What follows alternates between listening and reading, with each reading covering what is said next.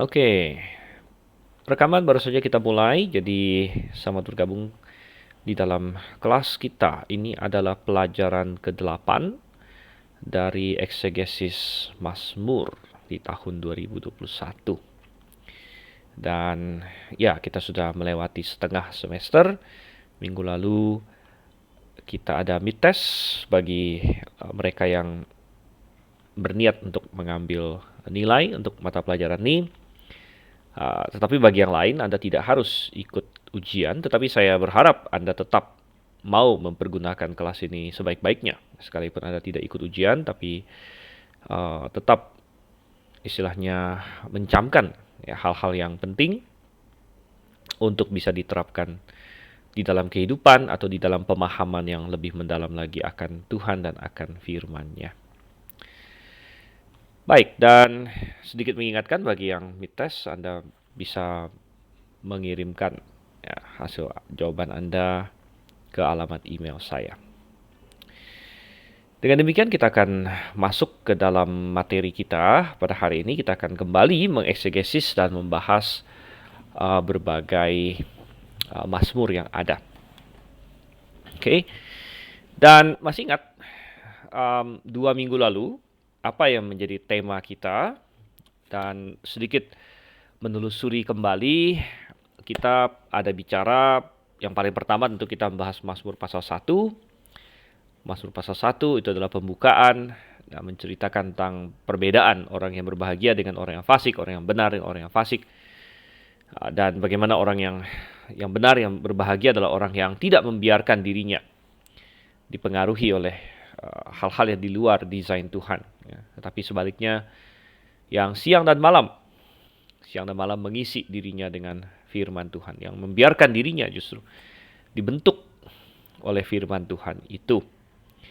Dan oleh karena itu kita dari sana kita beralih ke Mazmur yang mengajarkan tentang pewahyuan dari Tuhan. Dan itu kita dapatkan ada banyak sebenarnya, kita hanya lihat beberapa saja. Mazmur 19, kita mulai dari Mazmur 19. Mazmur 19 sangat indah. Bagian awal bicara mengenai wahyu umum, kemudian bagian tengah berbicara mengenai wahyu khusus, ya.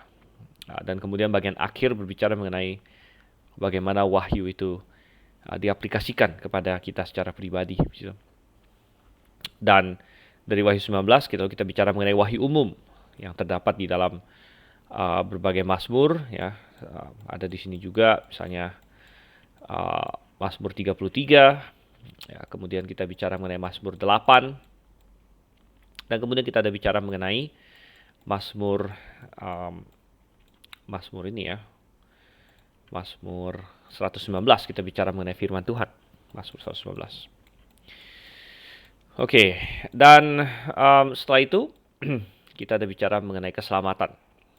Keselamatan dan mazmur-mazmur yang bicara mengenai keselamatan antara lain ada Mazmur ini, Mazmur 14, di sini ya, Mazmur 14.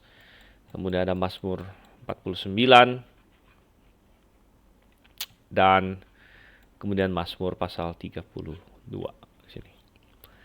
Sangat indah sekali kita bicara mengenai keselamatan. Nah, hari ini saya ingin mengajak kita melihat berlanjut di sini ya, berlanjut kita bicara soal keselamatan dan apa yang perlu kita lakukan setelah kita diselamatkan. Ya, memahami keselamatan. Selanjutnya apa? Sudah kasih Tuhan.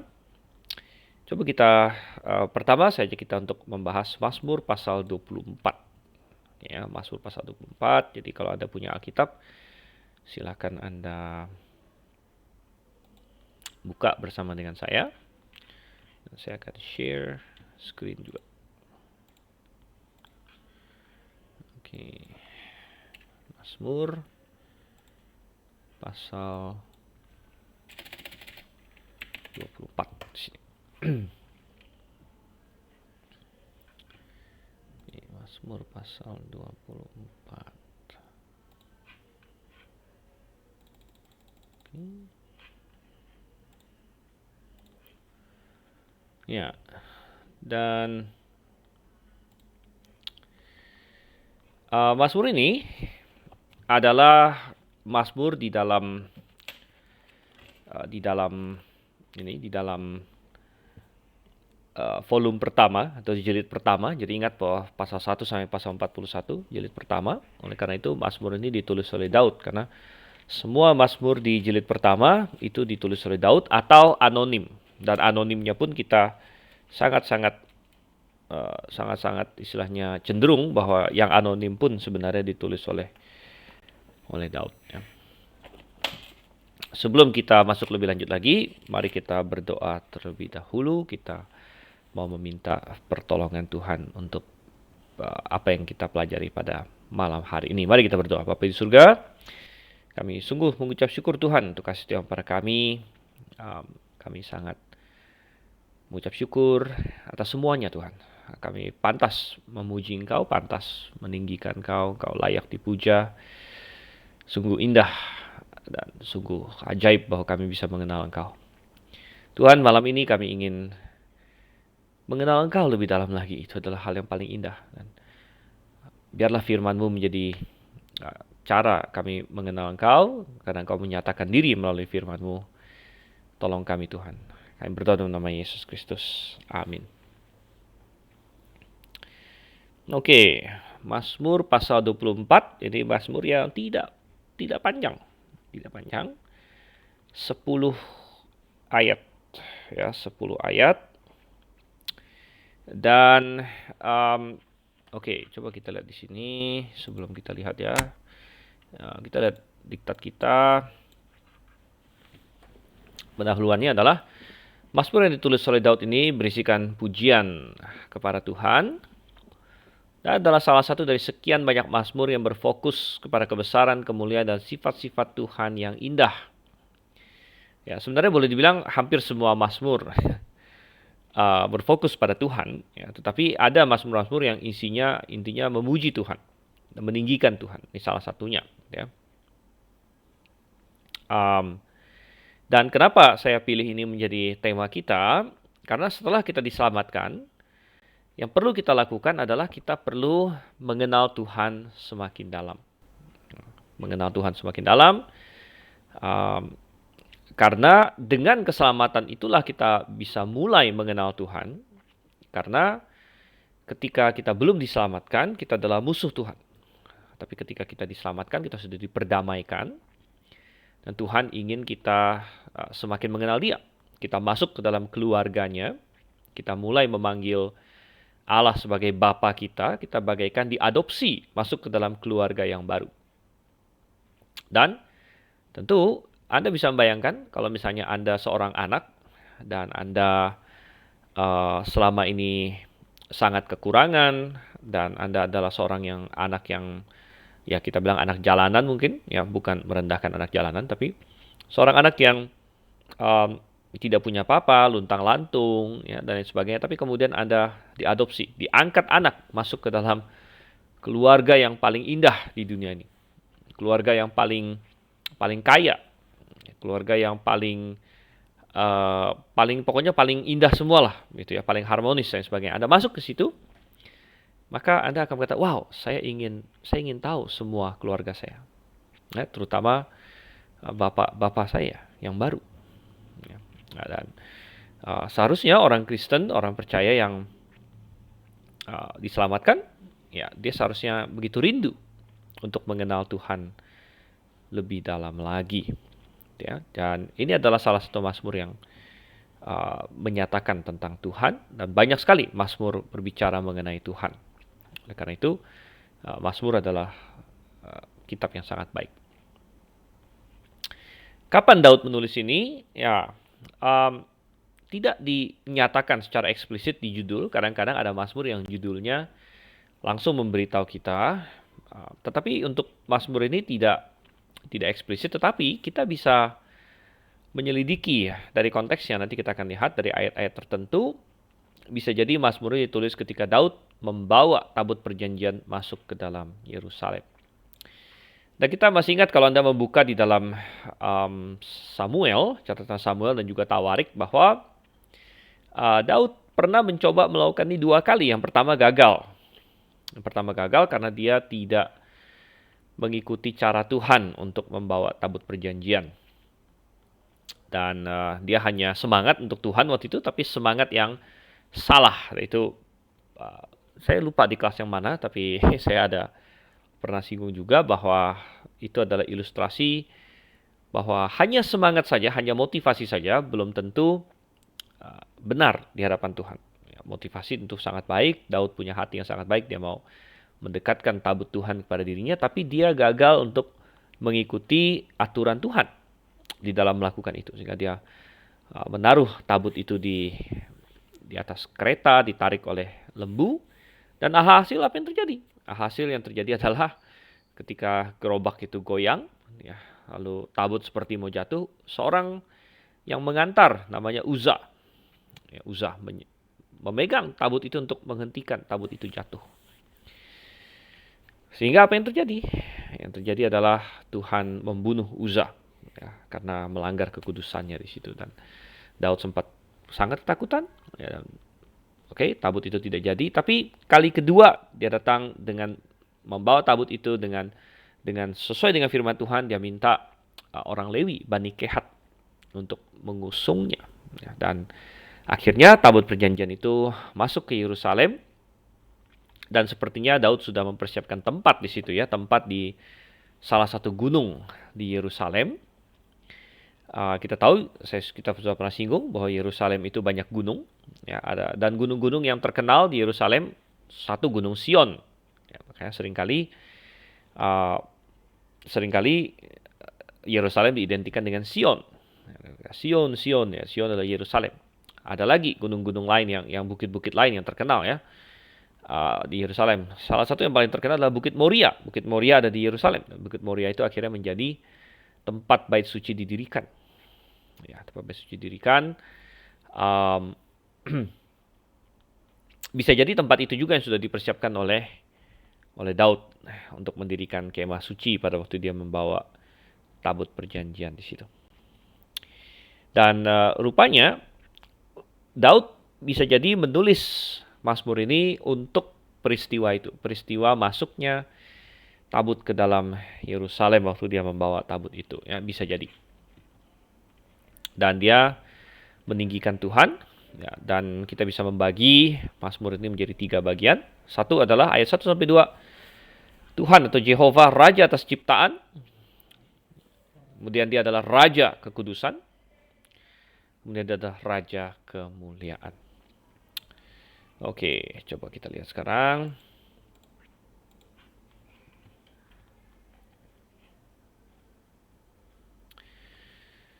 Ya, kita baca Mazmur Daud, Le David Mizmor, katanya, ya.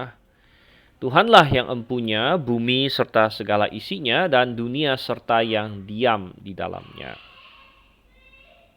Sebab dialah yang mendasarkannya di atas lautan dan menegakkannya di atas sungai-sungai. Jadi pemazmur Daud di sini memulai dengan fakta bahwa Tuhan adalah pemilik, ya, pemilik, dialah yang empunya, katanya sini, ya, empunya. Dalam bahasa Ibrani di sini dia hanya memakai preposisi le.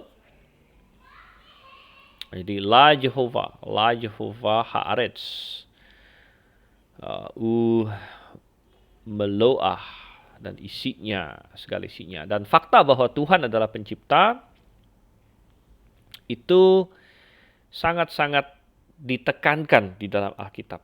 Mengapa? Ya, karena itu adalah dasar dari segala sesuatu. Ya, dasar dari segala sesuatu. Sehingga ada orang yang pernah berkata, kalau misalnya kita bisa percaya Kejadian 1 ayat 1, maka tidak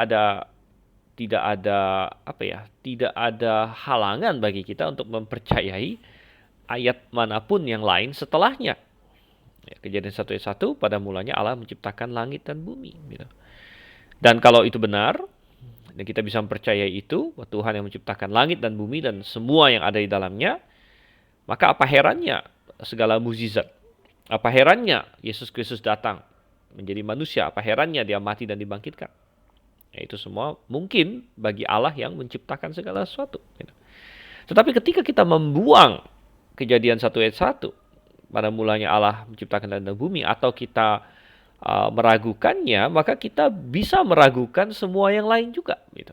Nah, sehingga memang masalah penciptaan ini adalah salah satu peperangan yang sangat dahsyat yang dilakukan, yang terjadi, gitu.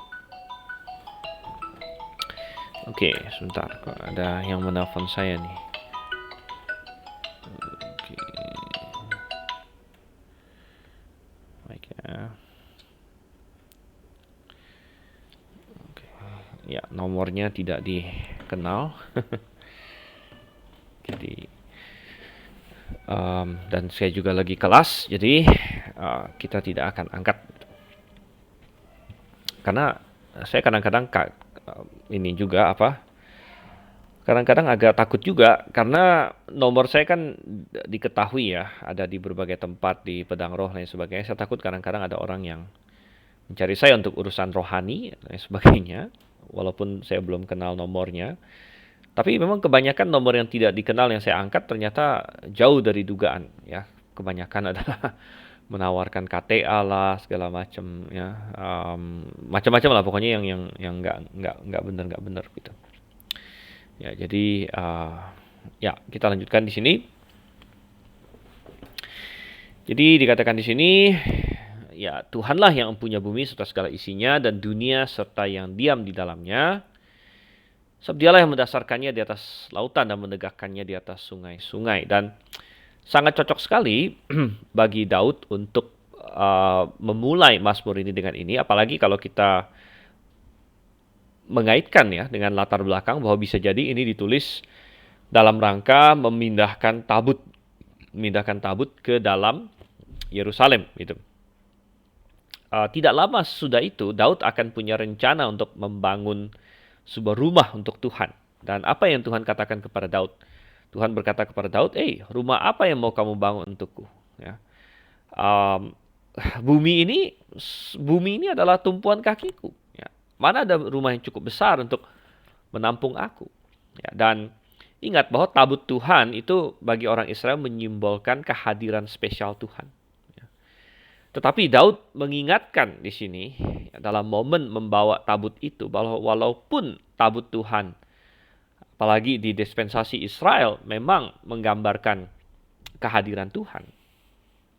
Tetapi sebenarnya Tuhan bukan hanya memiliki tabut itu atau memiliki kemah suci yang dia dipersiapkan atau belakangan nanti bait suci yang akan dibangun oleh Salomo. Bukan hanya Tuhan memiliki semua itu, Tuhan memiliki semuanya. Dan Tuhan sebenarnya kehadirannya ada di semuanya sebenarnya. Gitu ya. Sehingga dia memulai dengan fakta mengenai ciptaan. Jadi raja atas ciptaan. Di sini ada kata bumi, kemudian kata dunia. Bumi dari kata eretz, bagi yang pernah belajar Ibrani sedikit. Kemudian dunia ini dari kata tevel, ya. Dunia dan eretz dan tevel di sini. Sebab dialah yang mendasarkan atas lautan, menegakkan atas sungai-sungai, mengacu kepada apa yang terjadi pada hari ketiga, bahwa Tuhan mendirikan atau menyuruh daratan keluar dari air. Jadi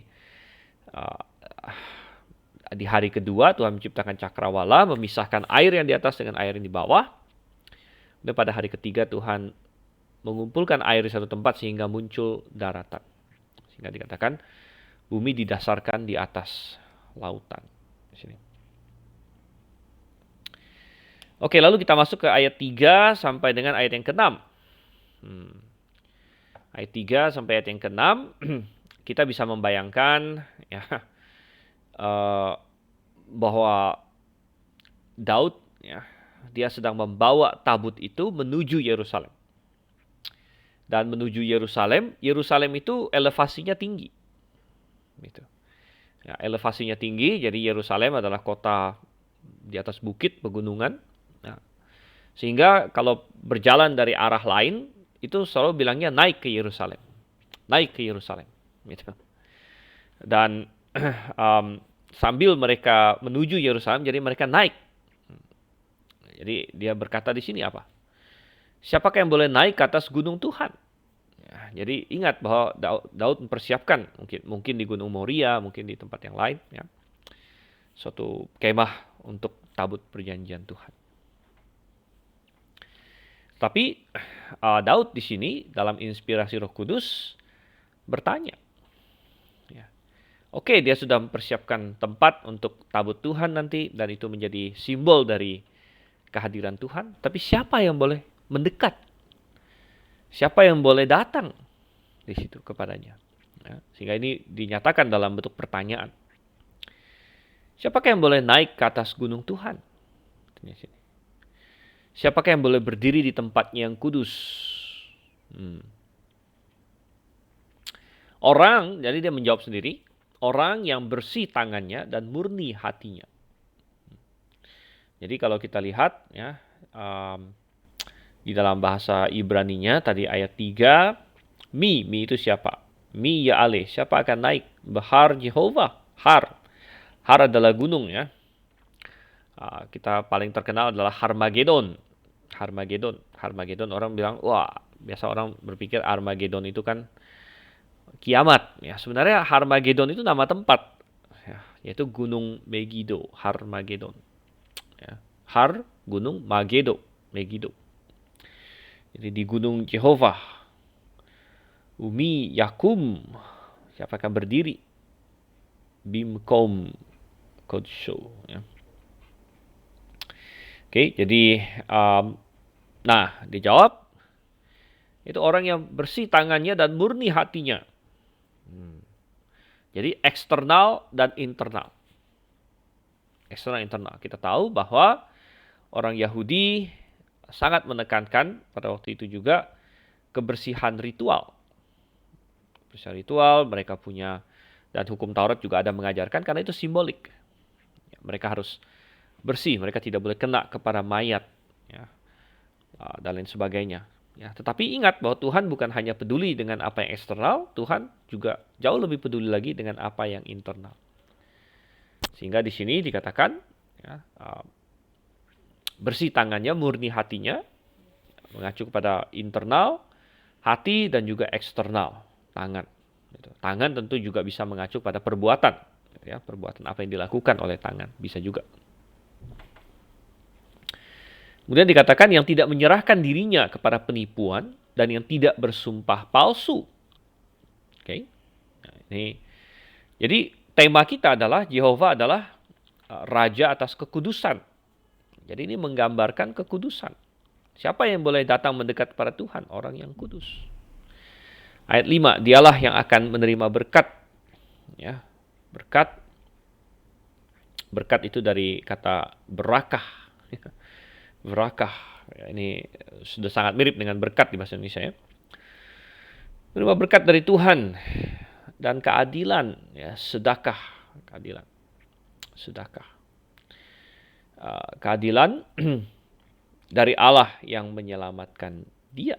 Nah, ini masuk ke masalah keselamatan. Jadi nyambung dengan yang kita bicarakan minggu lalu, bahwa ini bicara mengenai apa? Gitu. Orang yang bisa datang kepada Tuhan hanyalah orang yang punya kekudusan. Tetapi sekali lagi, bagaimana kita bisa punya kekudusan? Karena kita semua sudah berdosa. Mazmur pasal 32 yang kita pelajari 2 minggu lalu menegaskan bahwa memang berbahagialah bukan orang yang tidak punya dosa, karena orang seperti itu tidak eksis, ya, di luar dari Tuhan Yesus, ya, yang memang tidak perlu keselamatan, gitu. Ya, tapi berbahagialah orang yang diampuni pelanggarannya.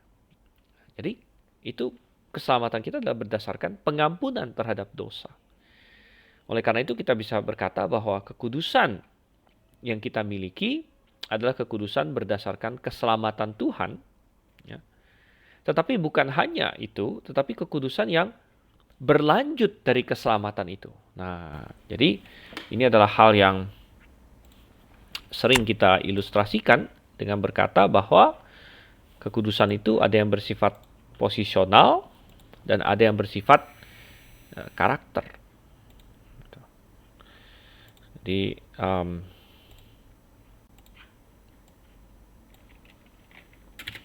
kita bilang kekudusan, ya, posisional, ya, atau status, ya, status kudus itu didapatkan langsung, ya, pada saat kita dibenarkan, ya, yaitu saat kita percaya atau beriman, percaya atau bertobat atau beriman, ya. Oke, jadi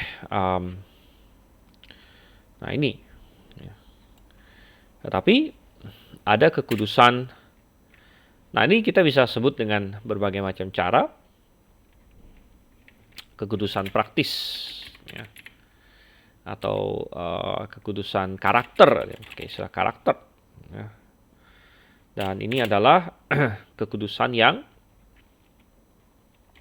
harus dibangun, ya, dibangun di atas dasar keselamatan. Ya. Karena kita yang sudah diangkat menjadi anak Allah, menjadi semakin serupa dengan Dia. Oke. Dan memang luar biasa sekali ketika Tuhan menciptakan manusia, Dia menciptakan kita pakai gen, pakai DNA, sehingga anak-anak kita semuanya menyerupai kita, ya, secara fisik menyerupai kita, gitu kan? Ya, coba deh, kita semua pasti ada sedikit menyerupai orang tua kita. Nah, hal ini juga harus benar secara rohani. Ketika kita diselamatkan, kita menjadi anak Allah, dan Tuhan ingin, ya, DNA-nya Tuhan, itu kan, sifat-sifat Tuhan, ya, terutama kekudusannya, itu membentuk diri kita, hingga kita menjadi semakin serupa, gitu, ya. Dan kalau kita mengingat kembali apa yang dikatakan di Mazmur pasal 24 ini, siapakah yang katanya di situ boleh naik ke atas gunung Tuhan? Siapakah yang boleh naik ke atas gunung Tuhan? Siapakah yang boleh berdiri di tempatnya yang kudus? Maka kedua kekudusan ini masing-masing ada penerapannya, gitu. Jadi kekudusan posisional dibutuhkan untuk keselamatan. Ini dibutuhkan untuk keselamatan. Coba saya tarik garisnya. Ini kalau tidak ada ini, ya, maka orang tidak diselamatkan.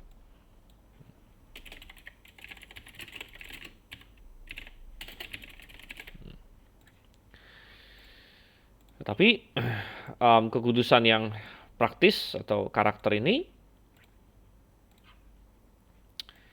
dibutuhkan untuk persekutuan dengan Tuhan, yang semakin mendalam.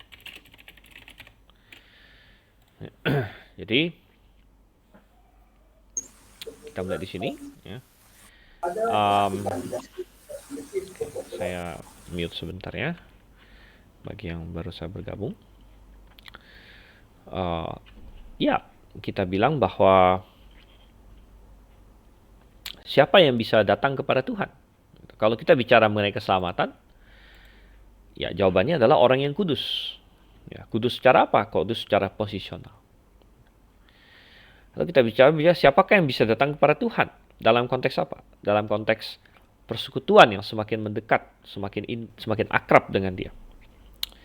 Ya, maka ya, kita juga perlu kekudusan karakter yang dibangun, gitu. Dan sebenarnya Tuhan ingin agar orang yang sudah percaya kepadanya, ya, bergerak. Bukan hanya dia membutuhkan keselamatan yang dia sudah paham, diselamatkan, tapi kemudian dia merasakan perlunya persekutuan yang semakin mendalam dengan Tuhan ini. Nah, ini adalah yang Tuhan inginkan. Tuhan inginkan. Kembali ke teks kita.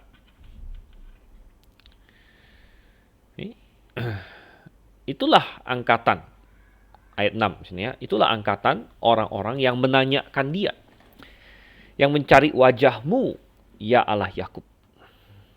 Jadi Tuhan rindu manusia yang telah Dia selamatkan mengejar Dia, menanyakan Dia, mencari wajah-Nya. Dan ini adalah bukti seseorang yang sudah semakin bertumbuh di dalam Tuhan. Gitu. Sehingga kita bukan lagi merasakan bahwa hal yang paling indah dalam keselamatan itu apa. Gitu. Dan semuanya indah dalam keselamatan. Tapi apa yang menjadi fokus? Nah, ketika kita pertama diselamatkan, mungkin fokus keselamatan adalah bagaimana kita bisa lepas dari neraka. Dan kita berpikir, wow, puji Tuhan saya diselamatkan. Saya bebas dari hukuman kekal. Ya itu sangat indah dan itu akan selalu indah. Tetapi sambil kita akhirnya makin mengenal Tuhan, ya, kita bisa semakin memahami ternyata hal yang paling indah di dalam keselamatan mungkin bukan masalah kita bebas dari neraka, walaupun itu akan selalu indah. Tapi adalah bahwa kita bisa bersekutu dengan Tuhan. Kita bisa mengenal Tuhan yang begitu indah dan kita bisa menghabiskan kekekalan bersama dengan Dia. Gitu. Ya. Akhirnya fokus kita berubah. Bukan saja keselamatan itu masalah, oh saya lepas dari neraka. Tetapi keselamatan itu adalah, oh ternyata saya bisa mengenal dan bisa bersekutu dan bisa mengantisipasi, mengharapkan kekekalan bersama dengan Tuhan yang menciptakan saya yang begitu indah. Gitu. Dan ini yang Tuhan dapatkan, yang Tuhan inginkan, dan Tuhan desain di dalam keselamatan itu. Tuhan tidak pernah mendesain keselamatan hanya semacam sebagai suatu kartu bebas neraka. Mungkin kita semua di sini pernah main monopoli, ya kan? Monopoli kalau ada kadang-kadang kita harus masuk penjara. Tapi kadang-kadang ada kartu apa? Get out of jail. Kan? Jadi kartu lepas dari penjara. Keselamatan bukan seperti itu. Dan kadang-kadang kita salah kalau kita menawarkan keselamatan hanya itu saja. Hanya itu saja.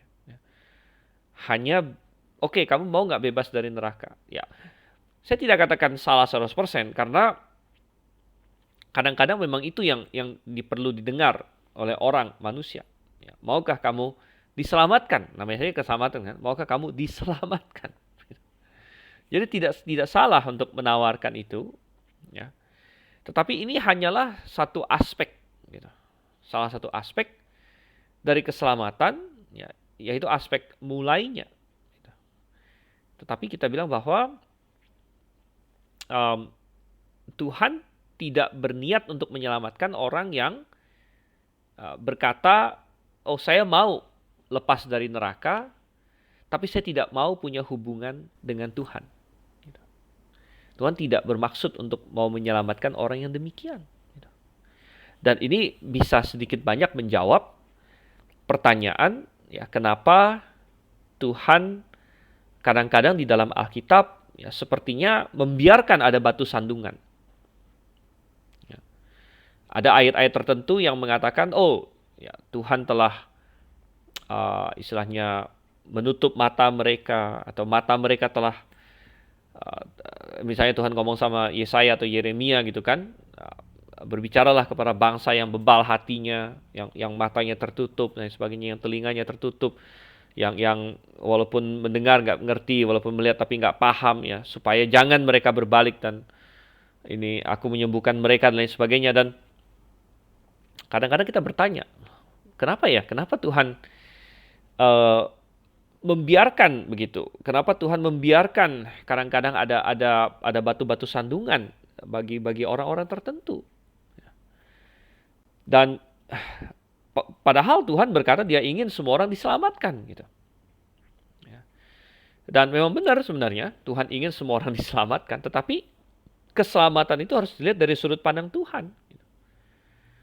Kalau ada orang yang berkata, oke, saya mau lepas dari neraka, tapi saya sama sekali tidak tertarik dengan Engkau Tuhan, saya sama sekali tidak tertarik untuk punya persekutuan dengan engkau, ya. Saya tidak mau peduli tentang engkau, saya cuma mau pokoknya saya nggak masuk neraka. Apakah itu keselamatan? Apakah itu keselamatan? Nah ini, ya kan? Nah dari perspektif Tuhan, dan perspektif Tuhan adalah perspektif yang satu-satunya yang penting, itu bukan keselamatan. Orang demikian tidak menginginkan keselamatan. Karena keselamatan bagi Tuhan bukan hanya sekedar kamu lepas dari neraka, tapi berpaling kepada Dia. Berpaling kepada Dia. Nah, oleh karena itu, kita tidak bisa berkata kita lebih berhikmat dari Tuhan. Kita tidak bisa berkata kita lebih mengasihi dari Tuhan. Tuhan jauh lebih mengasihi dari kita, dan Tuhan jauh lebih berhikmat dari kita. Oleh karena itu kita kita melakukan apa yang harus kita lakukan. Nah, kita mengikuti caranya Tuhan. Gitu ya. Oke, jadi baiklah kita yang sudah diselamatkan, kita memahami ini dan kita mengejar Tuhan. Kemudian masuk ke ayat 7 sampai dengan ayat 10, mana dikatakan Yehova adalah Raja kemuliaan. Oke. Raja kemuliaan. Dan sampai ke ayat 7 kita bisa membayangkan mereka sudah sampai ke gerbang Yerusalem. Jadi tadi mereka mungkin dari awal waktu mereka mengangkat tabut itu, ya, mereka merenungkan ayat 1 dan ayat 2. Oh, seluruh bumi adalah empunya Tuhan. Makanya tabut ini bisa berada di mana saja, gitu kan? Nah, makanya mereka mau membawa tabut ini ke Yerusalem, gitu. Karena baik di rumah Abinadab, karena mereka kan memindahkan dari rumah Abinadab, ya, maupun di tempat yang disediakan oleh Daud, ya itu semua adalah milik Tuhan, gitu. Jadi mereka mengangkat tabut itu, lalu mereka memulai perjalanan, mereka menanjak naik ke Yerusalem, mereka merenungkan, ya, ayat 3 sampai 6. Siapa yang bisa naik ke gunungmu yang kudus, ya. Nah, mereka merenungkan bagaimana mereka perlu kekudusan, ya, untuk punya persekutuan dengan Tuhan, ya, untuk bisa melayani Tuhan dan lain sebagainya. Ingat bahwa yang mengangkat ini adalah para Lewi, orang-orang Lewi, ya. Mungkin ini mengingatkan mereka bahwa dalam melayani Tuhan, mendekat pada Tuhan, mereka perlu menjaga kekudusan hati mereka, ya, dan kekudusan eksternal mereka. Nah, sampai ke ayat 7, kita bisa membayangkan mereka mendekat kepada gerbang kota Yerusalem. Jadi sudah sampai ke Yerusalem. Dan mereka mau melewati gerbang-gerbangnya. Dan barangkali mereka menyanyikan ini. Karena ini adalah lagu. Angkatlah kepalamu, hai pintu-pintu gerbang. Ya, secara puitis kan. Nah, jadi dalam bahasa puisi banyak benda-benda mati dipersonifikasikan, ya. Pintu gerbang disuruh mengangkat kepala, gitu.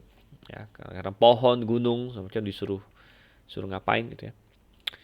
Dan terangkatlah kamu, hai pintu-pintu yang berabad-abad, supaya masuk Raja kemuliaan. Oke, jadi temanya adalah Yehova Raja kemuliaan di sini. Raja kemuliaan adalah raja yang penuh kemuliaan. Dan menarik sekali, kemuliaan di dalam bahasa Ibrani itu dari kata kavod, ya.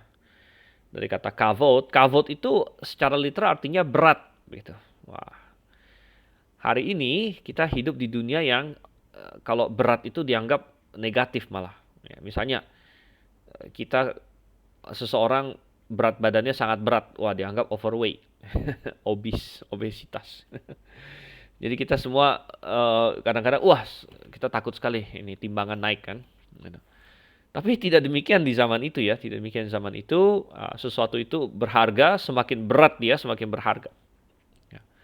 Jadi kavod di sini, ya, kemuliaan, ya, dikaitkan dengan bobot. Nah, ini istilah lain, ya. Bahasa Indonesia saya gambarkan istilah berbobot. Sesuatu berbobot. Berbobot itu kan semakin berbobot sesuatu. Bahasa Indonesia juga ada permainan kata. Berbobot itu bisa berarti berkualitas, ya, berkualitas. Oh, ini sangat berbobot, gitu kan. Berkualitas, memiliki nilai yang tinggi. Berbobot, ya. Saya jadi tertarik, kata bobot ada hubungannya nggak dengan bahasa Ibrani kavod, ya. Hmm. Oke, perlu diselidiki juga. Tapi ya, bahasa Indonesia kita bisa berbobot, tapi berbobot juga punya arti berat gitu. Ya, berat. Jadi ya oke, kita bisa melihat ya di bahasa Indonesia juga ada ini konsep yang sama di mana sesuatu yang semakin berat, semakin berbobot ya, itu semakin tinggi nilainya gitu ya. Jadi itu ide yang sama di balik kata kavod di dalam bahasa bahasa Ibrani di sini. Jadi ya, Tuhan adalah raja kemuliaan, jadi dia punya punya kemuliaan yang tinggi, ya, punya nilai yang tinggi karena bahkan kita bisa bilang bahwa semua yang ada nilainya di dunia adalah karena ada hubungannya dengan Tuhan sebenarnya. Semua yang punya nilai nilai kekal, gitu ya. Nilai yang sebenarnya, gitu. Itu adalah karena itu ada hubungan dengan Tuhan. Ya. Kenapa manusia punya nilai yang tinggi? Ya, karena manusia diciptakan menurut gambar dan rupa Allah, misalnya. Ya kan? Ya, kenapa misalnya kenapa mengatakan kebenaran itu bernilai? Ya, karena mengatakan kebenaran cocok dengan sifat Tuhan yang maha benar. Gitu. Jadi segala sesuatu yang memiliki nilai yang kekal itu pasti ada hubungannya dengan Tuhan.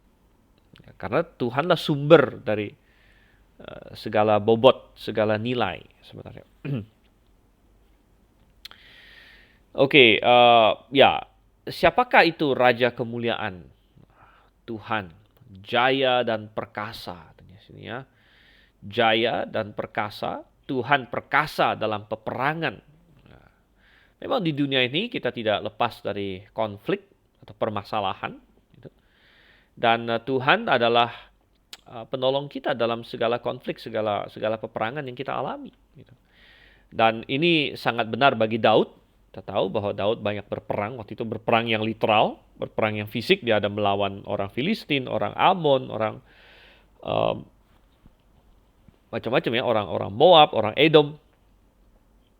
Dia berperang secara fisik. Ya. Nah hari ini mungkin diantara kita jarang yang berperang secara fisik. Nah jarang diantara kita yang masuk tentara pun Indonesia udah tidak ada perang kan, sudah lama ya, baguslah, jangan kita mau perang juga. Ya, tapi di dalam kehidupan ada banyak peperangan yang lain. Ya, tidak perlu konflik bersenjata, ya, tapi kita bisa lihat peperangan perjuangan, perjuangan kita sehari-hari. Kita bisa bicara mengenai hal-hal rohani, perjuangan kita melawan dosa. Tapi juga hal-hal lain, ya, perjuangan kita dalam pekerjaan, ya, perjuangan kita di dalam melayani Tuhan, mau memenangkan jiwa, ya, perjuangan kita mencukupi kebutuhan keluarga bagi yang menjadi kepala keluarga misalnya, ya, dan banyak lagi yang lain, dan ya Tuhan perkasa atas semua itu ya. Dia adalah sumber kekuatan kita. Angkatlah kepalamu, hai pintu gerbang, terangkatlah kamu, hai pintu-pintu yang berabad-abad, supaya masuk Raja Kemuliaan. Nah, jadi mereka sambil memasuki gerbang Yerusalem menyanyikan ini. Siapakah dia itu Raja Kemuliaan? Tuhan semesta alam, dialah Raja Kemuliaan. Selah. Oke, baik. Jadi ini adalah Mazmur 24, meninggikan Tuhan dan mengingatkan kita bahwa setelah keselamatan apa? Setelah keselamatan kita bertumbuh. Kita mengejar Tuhan. Kita sudah masuk keluarga Tuhan. Kita sekarang sudah diperdamaikan dengan Tuhan. Maka ayo kejar Tuhan. Ya. Mendekat kepada Dia. Jadilah akrab dengan Dia. Dia ingin itu. Dia ingin kita menanyakan Dia. Ya. Mencari Dia. Dan kita memerlukan ya kekudusan praktis untuk bisa akrab dengan Dia. Oke, ini adalah pasal 24. Dan ya, kalau tidak ada pertanyaan, kalau ada pertanyaan silakan. Kalau tidak ada pertanyaan atau sambil menunggu, saya juga akan persiapkan kita.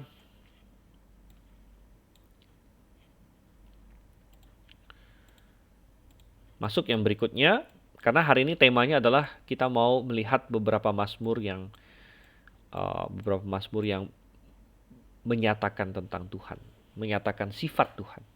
gitu kan. Tadi Mazmur 24, dan Raja Kemuliaan dan sebagainya. Sekarang kita lihat Mazmur pasal 29. Nah, ini Mazmur yang sangat menarik juga. Sebenarnya kalau mencari Mazmur yang menyatakan sifat Tuhan itu banyak sekali. Banyak sekali ya. Tapi kita akan pilih beberapa dan mungkin kita bisa lanjutkan juga minggu depan. Tapi kita akan lihat Mazmur pasal 29. Oke, tapi coba kita baca dulu. Saya ajak kita baca dulu Mazmur ini untuk mendapatkan sedikit gambaran ya. Seperti apa Mazmur pasal 29, baru kita, karena tidak terlalu panjang, jadi langsung kita baca saja. Kita baca satu kali dari awal sampai akhir. Mazmur Daud.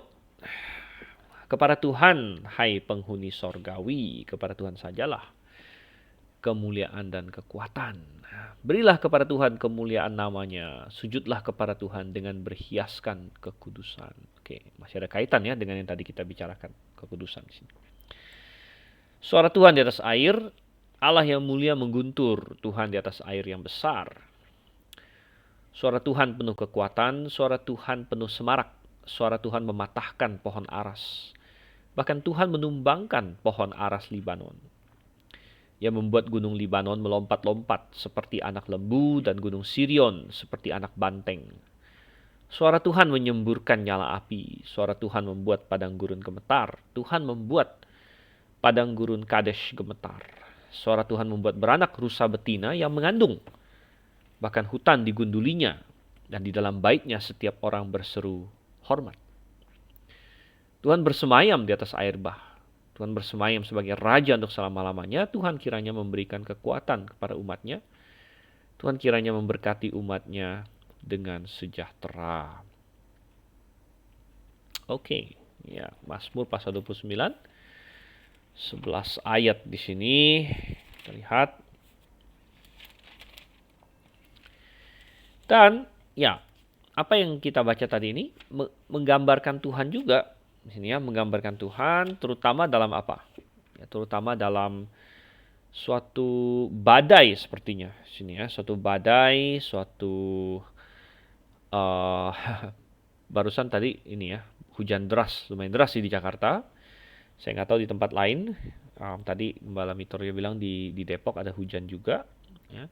Memang kita sudah masuk ke musim hujan. Jadi merenungkan ini bagus juga. Sepertinya Daud ada ini ya, ada menyaksikan guntur di sini. Suara Tuhan di atas air, Allah yang mulia mengguntur di atas air yang besar, katanya sini ya. Oke, dan kita akan melihat di sini. Coba kita kembali di dalam ini kita.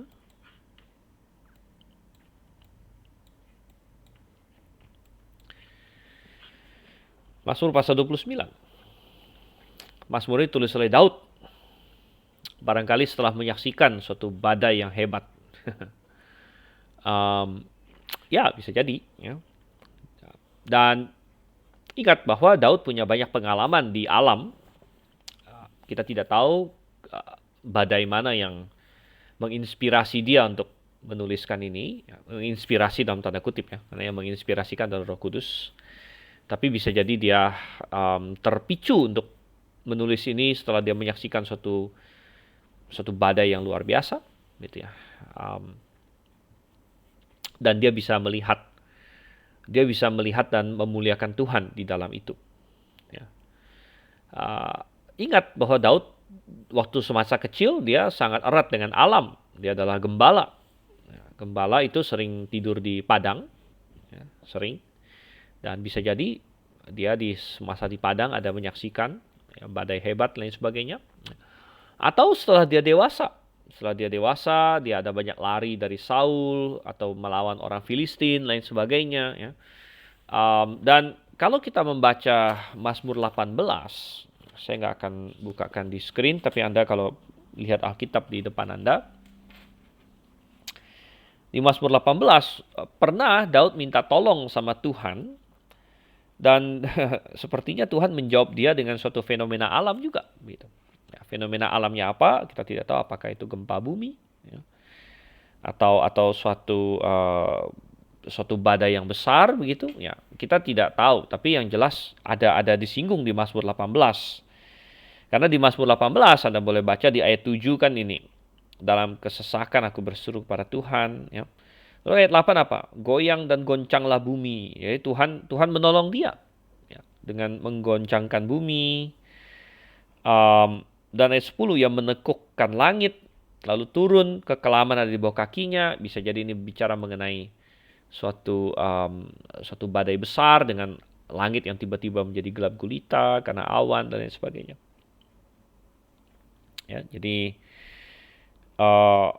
karena dilanjutkan di ayat 13 di situ kan. Karena sinar di hadapannya, hilanglah awan-awannya bersama hujan es dan bara api, maka Tuhan mengguntur di langit. Yang Maha Tinggi memperdengarkan suaranya, dilepaskannya panah-panahnya, sehingga diserakkannya mereka. Kilat bertubi-tubi sehingga dikacaukannya mereka. Jadi sepertinya Tuhan pernah ada memakai semacam badai besar untuk menolong Daud gitu di dalam kesusahannya. Ya, kita bisa membayangkan, ini kita tentu tidak tahu ya, tapi tidak sulit untuk membayangkan misalnya dia sedang dikejar oleh Saul, ya, lalu ya Tuhan mengintervensi dengan misalnya dari terang tiba-tiba jadi gelap karena ada awan lalu hujan deras sehingga Saul berkata ya udahlah capek juga ngejar-ngejar Daud di hujan-hujan begini kan jadi dia pulang misalnya. Ya, itu bisa saja terjadi seperti itu. Intinya sepertinya di Mazmur 18 ada mengacu begitu dan bisa jadi ini menginspirasikan dia juga untuk menulis Mazmur pasal 29 di sini. Oke, dan nah, satu hal yang sangat menarik di sini adalah perdebatan dengan orang-orang liberal. Ya, karena orang-orang liberal, ya, sebagian orang liberal, Mazmur ini sering dijadikan salah satu semacam contoh mereka bagaimana Alkitab itu banyak meniru kisah-kisah dari bangsa-bangsa lain. Jadi kita harus paham bahwa dalam pola pikir liberal,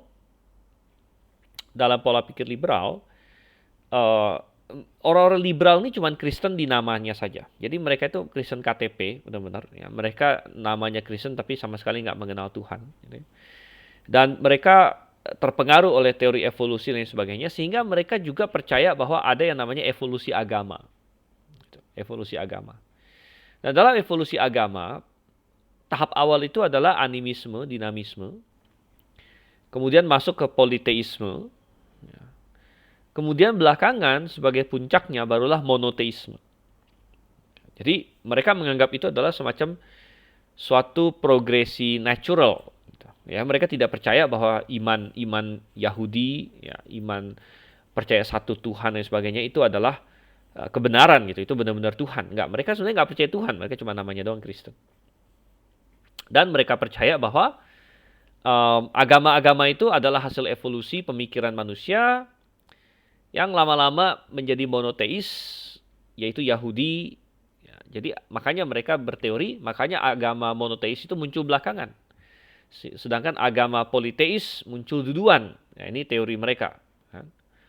Agama politeis muncul duluan, belakangan menjadi agama monoteis. Ya, agama monoteis, ya, lalu dia sebut ya Yahudi, kemudian Kristen, Islam, dan sebagainya. Agama monoteis. Dan di dalam konsep mereka, maka banyak sekali konsep-konsep monoteis dalam Alkitab yang diadaptasi. Karena ini merupakan evolusi, gitu. Diadaptasi dari suku-suku yang politeis sebelumnya. Ya, itu. Jadi mereka banyak sekali bikin teori-teori seperti itu. Kalau Anda ada membaca sebagian yang tulisan-tulisan mereka, ya, walaupun saya tidak akan anjurkan Anda sengaja cari gitu karena menghabiskan waktu saja membaca tulisan mereka. Tapi kalau Anda di bidang teologi ya seperti saya dan lain sebagainya, mau tidak mau kadang-kadang ya kita harus tahu juga ya mereka ngomong apa gitu ya. Jadi ada kita pelajari sedikit-sedikit juga lah gitu. Dan ya mereka misalnya contohnya kisah Nuh. kisah Nuh. Ya, mereka bilang itu kisah Nuh itu adalah meminjam dari ini legenda Babilonia. Legenda Babilonia yaitu Epic of Gilgamesh. Ya, mungkin ada yang pernah mendengar ya. Jadi orang Babel itu rupanya punya semacam legenda. Jadi legenda tentang Gilgamesh. Ini tokoh ini pahlawan mereka gitu ya. Jadi di dalam ceritanya Gilgamesh itu ada cerita yang mirip Nuh. Nah, mirip Nuh, cuman nama pemeran utamanya bukan Nuh tapi Utnapishtim. Namanya Utnapishtim, jadi mirip-mirip.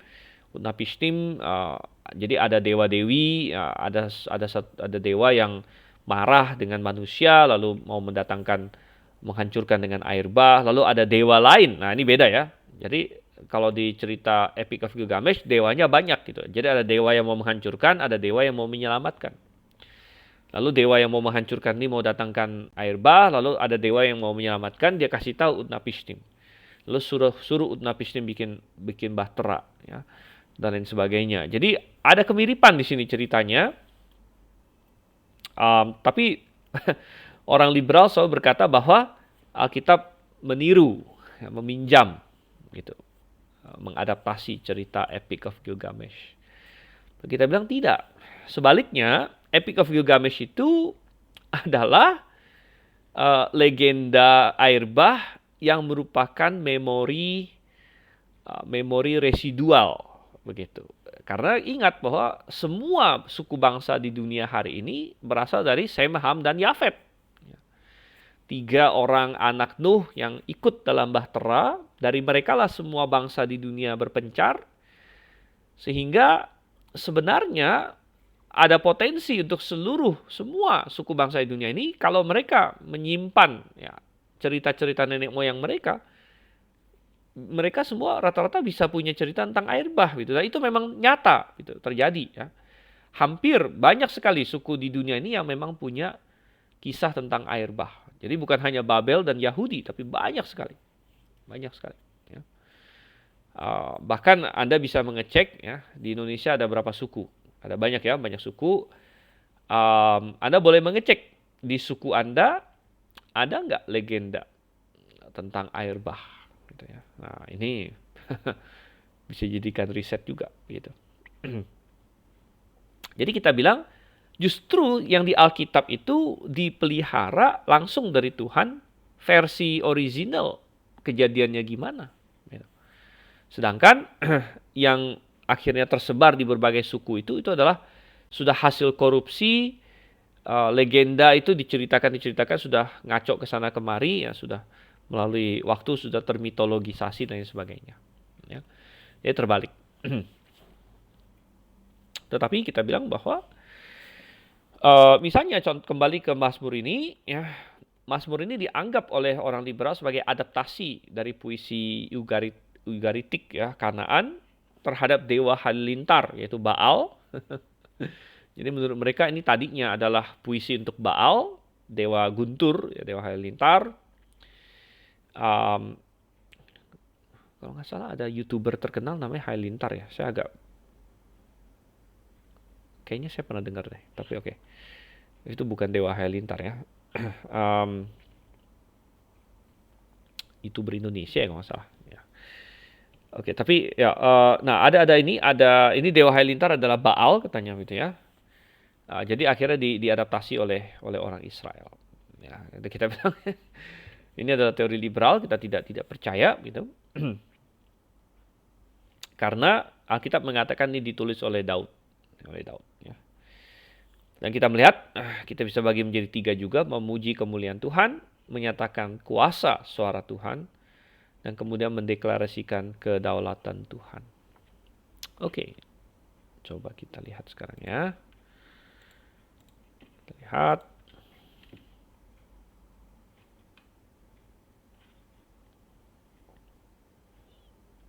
Mazmur Daud. Ya, Mizmor le Daud.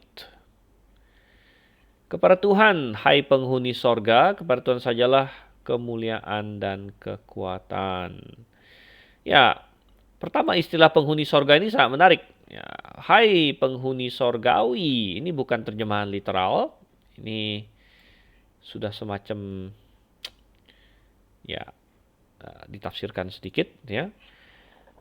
Dan KJV juga tidak menerjemahkan secara literal sekali sebenarnya, karena KJV menerjemahkan "O ye mighty".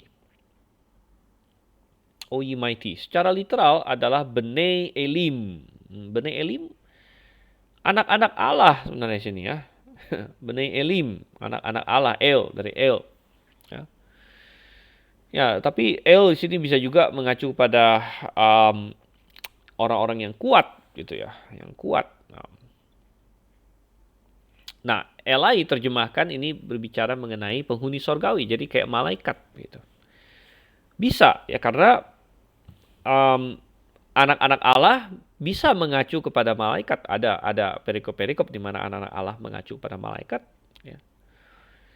Tetapi bisa juga mengacu kepada manusia sebenarnya. Gitu, bisa mengacu kepada manusia. Dan kalau kita baca di ayat 2, di mana dikatakan berilah kepada Tuhan kemuliaan namanya, sujudlah kepada Tuhan dengan berhiaskan kekudusan, himbauan untuk menghias diri dengan kekudusan, lebih cenderung membuat kita berpikir ini bukan bicara mengenai malaikat gitu ya, karena saya rasa malaikat tidak perlu dihimbau untuk berhiaskan kekudusan gitu ya. Jadi ya saya lebih cenderung bahwa ini berbicara mengenai manusia karena ini menghimbau manusia gitu.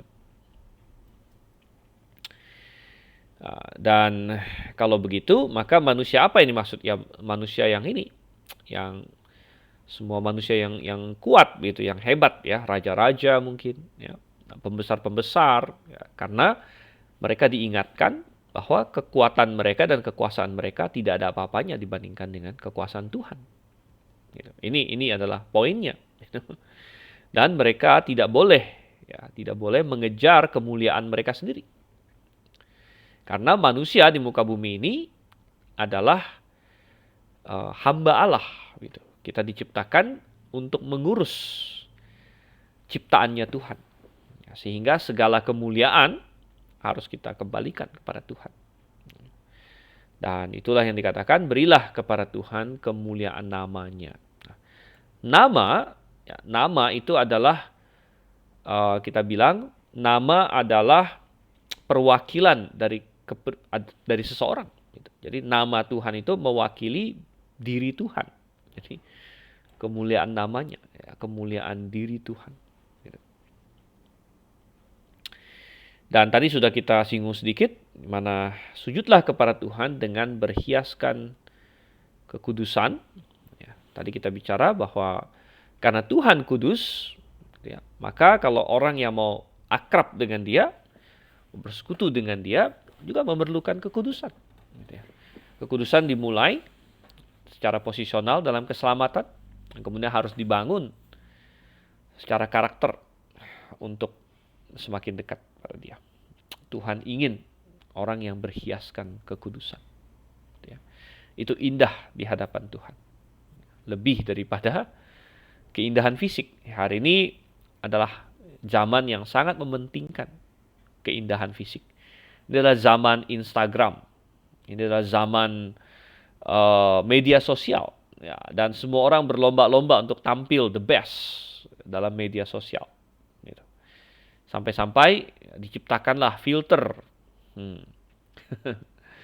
Wow ya, dan ya mau laki mau perempuan ya filter gitu, supaya tampak keren. Jadi yang dikejar adalah ya sesuatu yang fisik. Ya, tapi di mata Tuhan yang indah apa? Gitu. Yang indah adalah kekudusan. Oke, kemudian ayatnya yang ketiga sampai dengan ayat yang ke-9. Ini bicara mengenai suara Tuhan. Jadi sangat dominan sekali kata suara Tuhan. Kata suara dalam bahasa Ibrani adalah kata call. Jadi call Jehovah. Ini muncul, coba kita lihat berapa kali. Call Jehovah. Ayat 4, call Jehovah, ya, call Jehovah. Kalau saya nggak salah ada 7 kali. 1, 2, 3, Ayat 5, call Jehovah, ya 4, ya. Ayat 7, call Jehovah, 5. Ayat 8, call Jehovah, 6. Benar ya? 6. Dan ayat 9, call Jehovah, 7. Benar nggak saya tadi hitung? Hitung aja saya lupa. Oke, jadi kira-kira 7. Kecuali kalau tadi saya lengkap satu. Ya. Oke, jadi sangat dominan call Jehovah di sini. Suara Tuhan. Ya, suara Tuhan, suara Tuhan. Penekanan suara Tuhan. Dan ya kita tahu suara Tuhan berkuasa. Kita tahu ini dari banyak perikop lain. Kita tahu waktu penciptaan Tuhan hanya perlu berfirman, ya, maka semuanya itu jadi. Ya, jadilah terang, jadilah cakrawala, jadilah binatang-binatang dan sebagainya. Ya. Tetapi yang menarik adalah bahwa ini dikaitkan dengan suatu fenomena alam sekarang. Tadi kita sudah bilang bahwa ini ada kaitannya dengan suatu badai mungkin yang terjadi. Ya, jadi suara Tuhan di atas air, Allah yang mulia mengguntur Tuhan di atas air yang besar, air yang besar. Ya. Jadi ya suatu badai, dan badai itu lebih hebat lagi kalau di atas laut, begitu ya. Ya, badai di atas bumi di daratan saja luar biasa, apalagi di atas laut ini. Dan ini dikaitkan dengan suara Tuhan. Jadi kenapa? Oh, ada yang bilang itu kan guntur gitu. Itu kan guntur. Kok bisa disebut suara Tuhan? Gitu kan? Misalnya suara Tuhan penuh kekuatan, suara Tuhan penuh semarak, suara Tuhan mematahkan pohon aras. Bahkan Tuhan menumbangkan pohon aras di Libanon. Jadi apakah gambarannya misalnya terjadi badai hebat, ya, ada guntur, ada kilat sehingga pohon ada yang runtuh, ya. Ya, kita tahu habis badai kan pohon banyak yang tumbang, itu. Nah, kemudian ayat 6 yang buat gunung Libanon melompat-lompat seperti anak lembu, gunung Sirion seperti anak banteng. Ya, ini ya di dalam badai di sini ya. Suara Tuhan menyemburkan nyala api, ya suatu guntur, ya kilat bisa menimbulkan api. Ya, ya. Nah, suara Tuhan buat padang gurun gemetar, buat padang gurun Kadesh gemetar. Bahkan di ayat 9 suara Tuhan buat beranak rusa betina yang mengandung. Ya, bahkan hutan digundulinya, dan dalam baitnya setiap orang berseru hormat di sini ya. Jadi bahkan ya kadang-kadang karena kerasnya suara guntur ya, bisa mengagetkan binatang yang lagi bersalin sehingga dia melahirkan secara prematur, gitu sepertinya di sini. Nah, apa yang mau diajarkan di sini, apa yang bisa kita tarik di sini ya? Ada beberapa kebenaran yang bisa kita tarik di sini. Pertama, kita bisa menarik pelajaran bahwa kita bisa melihat atau menyaksikan kemuliaan Tuhan di mana-mana dan dalam segala situasi. Ya, karena ingat bahwa pemazmur di Mazmur 19 yang sudah pernah kita bahas mengatakan bahwa langit menceritakan kemuliaan Allah. Kemudian ada ayat lain lagi yang berkata bahwa seluruh bumi penuh dengan kemuliaan Tuhan. Jadi kita bisa melihat kemuliaan Tuhan di dalam segala situasi. Misalnya dalam situasi yang aman, tentram, bisakah kita melihat kemuliaan Tuhan? Bisa. Kita melihat misalnya langit cerah, ya. Wah, kita di padang rumput yang begitu indah. Kita bisa memuliakan Tuhan nggak? Bisa. Kita teringat Tuhan berkata, lihatlah bunga bakung di padang. Ya. Bukankah aku yang menghiasi mereka? Aku yang menghiasi mereka. Dan kita teringat Tuhan berkata, kamu lebih berharga daripada bunga bakung. Jadi jangan khawatir. Salomo saja dalam segala keindahannya tidak bisa menyaingi salah satu dari bunga ini. Dan kalau sedemikian aku mendandani mereka, betapa lebih hebatnya lagi aku mendandani kamu. Jadi di dalam segala keindahan, ya misalnya lagi tenang, ya kan? Kita melihat burung indah, cakep warnanya, sehingga kita teringat, ya, seekor burung pun tidak akan jatuh di luar dari kehendak Bapamu yang di sorga, dan lain sebagainya. Ya. Tetapi kita bukan hanya bisa melihat kemuliaan Tuhan dalam misalnya lagi tenang, lagi indah seperti itu, tapi yang diajarkan oleh Mazmur ini adalah kita juga bisa melihat kemuliaan Tuhan di dalam hal-hal yang di alam mungkin mengerikan, gitu. Tapi itu pun merupakan gambaran dari kekuatan Tuhan, gitu.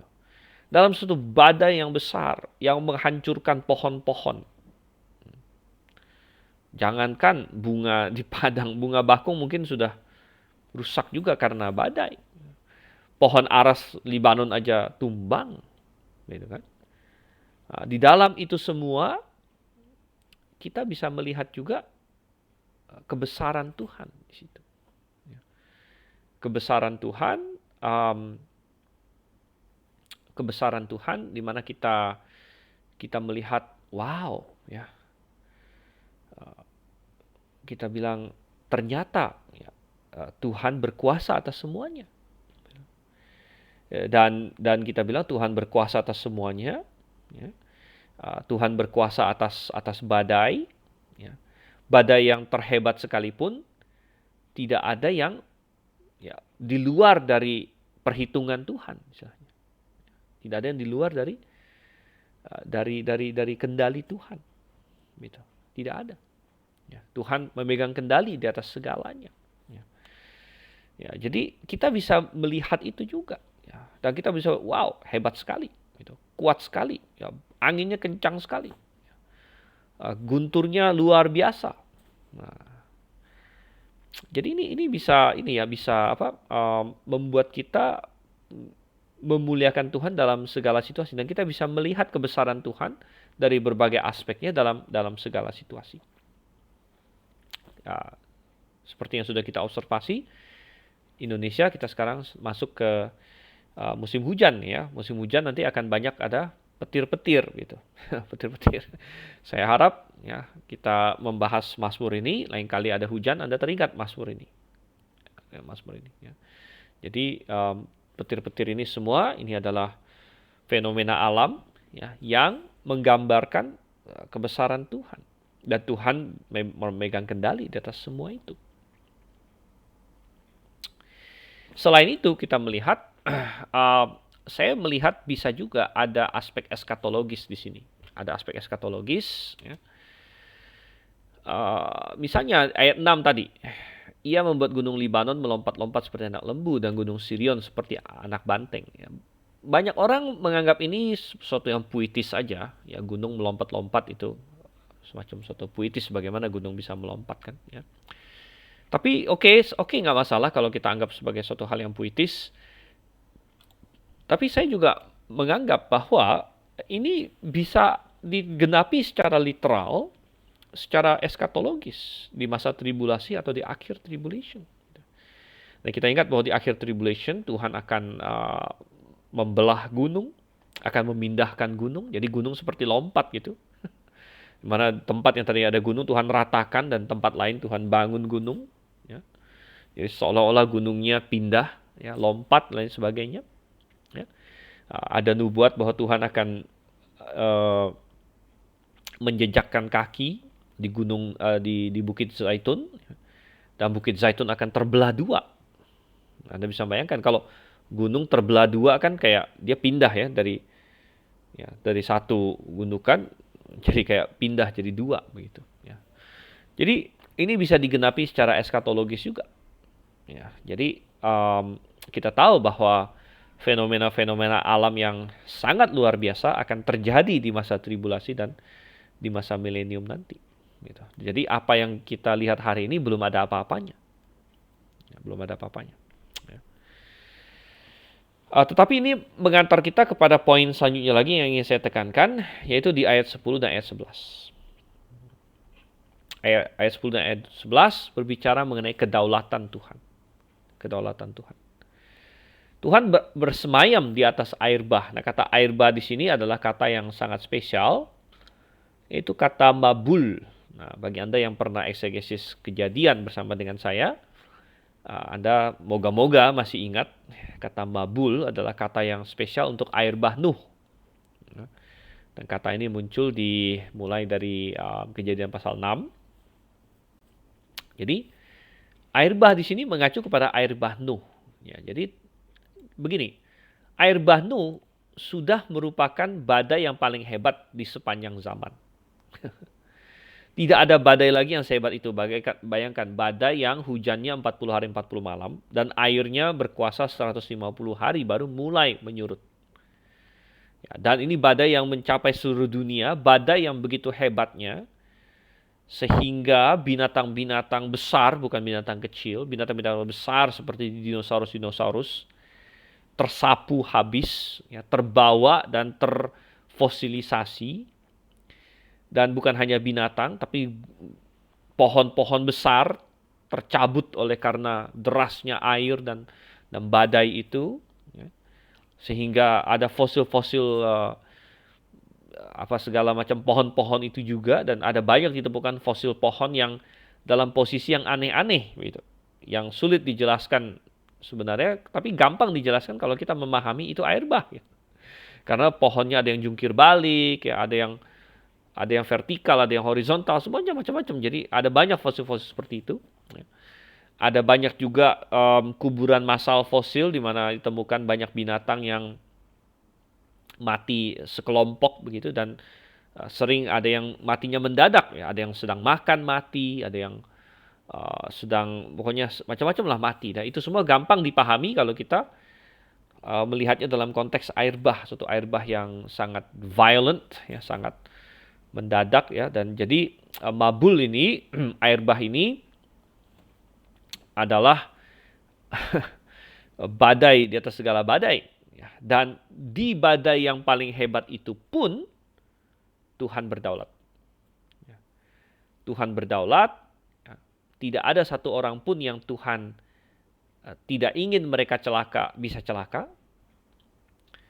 Tapi sebaliknya, tidak ada satu orang pun yang memang sudah menolak Tuhan, yang sudah menolak tawaran bahtera Tuhan, yang Tuhan berkata, oke, sudah cukup dan ini saatnya kamu binasa, yang bisa lolos.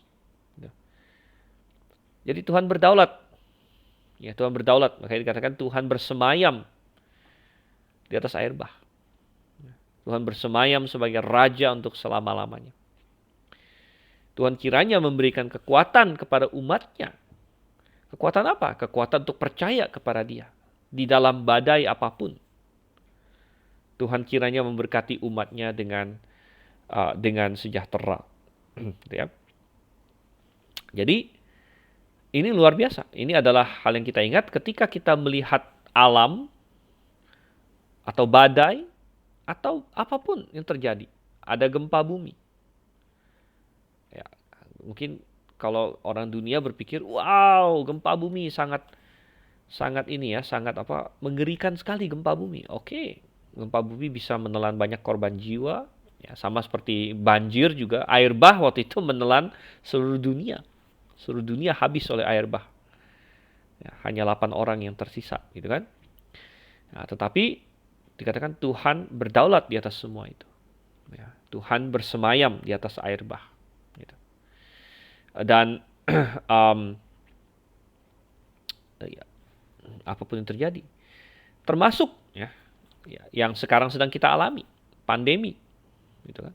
Pandemi ini kan, ya, bisa dikatakan sesuatu yang terjadi di alam juga. Walaupun banyak orang berpendapat, ada sebagian berpendapat ini hasil virus rekayasa lah dan sebagainya. Oke, itu tidak terlalu penting. Mau rekayasa kek, mau dari alam kek. Tapi yang jelas, pandemi ini sesuatu yang terjadi di dunia ini. Nah, Tuhan juga berdaulat. Gitu. Tuhan juga berdaulat di atas pandemi. Gitu. Dan sehingga, begini, kita disuruh memiliki sudut pandang yang berbeda. Kalau misalnya kita di tengah badai, bagaimana kita mau melihatnya? Misalnya sedang terjadi ini, wah petir besar sekali, drung, drung, di sekitar kita, ya wah kaget kan, kalau ke anak kecil mungkin kaget gitu, wah kaget, tolong. Tapi kita disuruh, weh ini manifestasi kedaulatan Tuhan. Apakah orang percaya disuruh Tuhan untuk takut ya kepada kilat-kilat yang terjadi ini? Kalau kita pahami itu sebagai bagian dari kedaulatan Tuhan. Gitu. Nah, bukan berarti kita orang bodoh. Oh, ada kilat, jadi cepat-cepat saya ambil batang besi gitu kan, biar saya disamber gitu ya. Enggak. Gitu. Tentu bukan itu maksudnya, gitu kan? Wah, ini ya, bukan. Ya. Tapi kita kita tidak juga dipanggil untuk ketakutan sebenarnya. Ya mungkin kaget ya, kalau kaget sih wajar ya. Kalau lagi ada guntur yang kencang sekali kan, apa itu kan, kita kaget gitu. Tapi apakah Tuhan uh, ya apa misalnya menyuruh kita untuk panik ya, ketakutan dan sebagainya. Kalau kita punya hubungan yang akrab dengan Tuhan dan kita melihat dari perspektif pemazmur di sini bahkan ya, bahwa wow, itu adalah kebesaran Tuhan. Itu adalah kedaulatan Tuhan gitu ya. Maka kita tidak perlu takut ya, tidak perlu panik yang jelas ya. Apakah kita bisa bersiap-siap dan lain sebagainya? Oh ya, itu nggak masalah. Kita ambil jaga-jaga ya. Tapi kita pahami, oh ya ini kebesaran, bagian dari kebesaran Tuhan. Gitu. Dan saya ingin berkata, ya sebenarnya dalam pandemi ini juga demikian. Gitu. Jangan kita ikut ikut dunia panik gitu. Ya panik. Oke, mungkin sekarang Anda bilang, oh gampang ngomong sekarang karena saya nggak tahu di belahan dunia lain, nggak tahu di Malaysia gimana Pak Maradin ya. Kalau di Indonesia, di Jakarta sih ya angkanya sudah menurun gitu, sudah sangat menurun, ya. Dan mungkin Anda bilang, oh ya sekarang sih ini gampang Anda ngomong gitu, angkanya sudah turun dan sebagainya. Tapi bukan hanya itu, ya orang bilang, oh nanti ada gelombang apalagi segala macam. Kita bilang sebenarnya dalam gelombang yang paling tinggi pun, ya kita harus punya kedamaian pikiran yang sama gitu. Sekali lagi bukan berarti kita berlaku bodoh ya. Kalau ada kilat bukan berarti kita ada guntur kan. Wah, ini kebesaran tuh ada guntur, saya ambil tongkat besi nih biar saya disamber gitu ya. Bukan. Bukan itu ya. Demikian juga kita tidak perlu berlaku bodoh di dalam pandemi, kita sengaja nantangin seperti yang ada di video itu, kita pergi ke pasien Covid lalu ada siapa tuh yang masuk ke pasien Covid lalu digini-giniin gitu apa. Ya, bukan seperti itu gitu ya. Nah, itu kebodohan gitu ya. Melainkan melainkan adalah sudut pandang bahwa Covid, saya punya hubungan dengan Tuhan yang berkuasa atas seluruh dunia.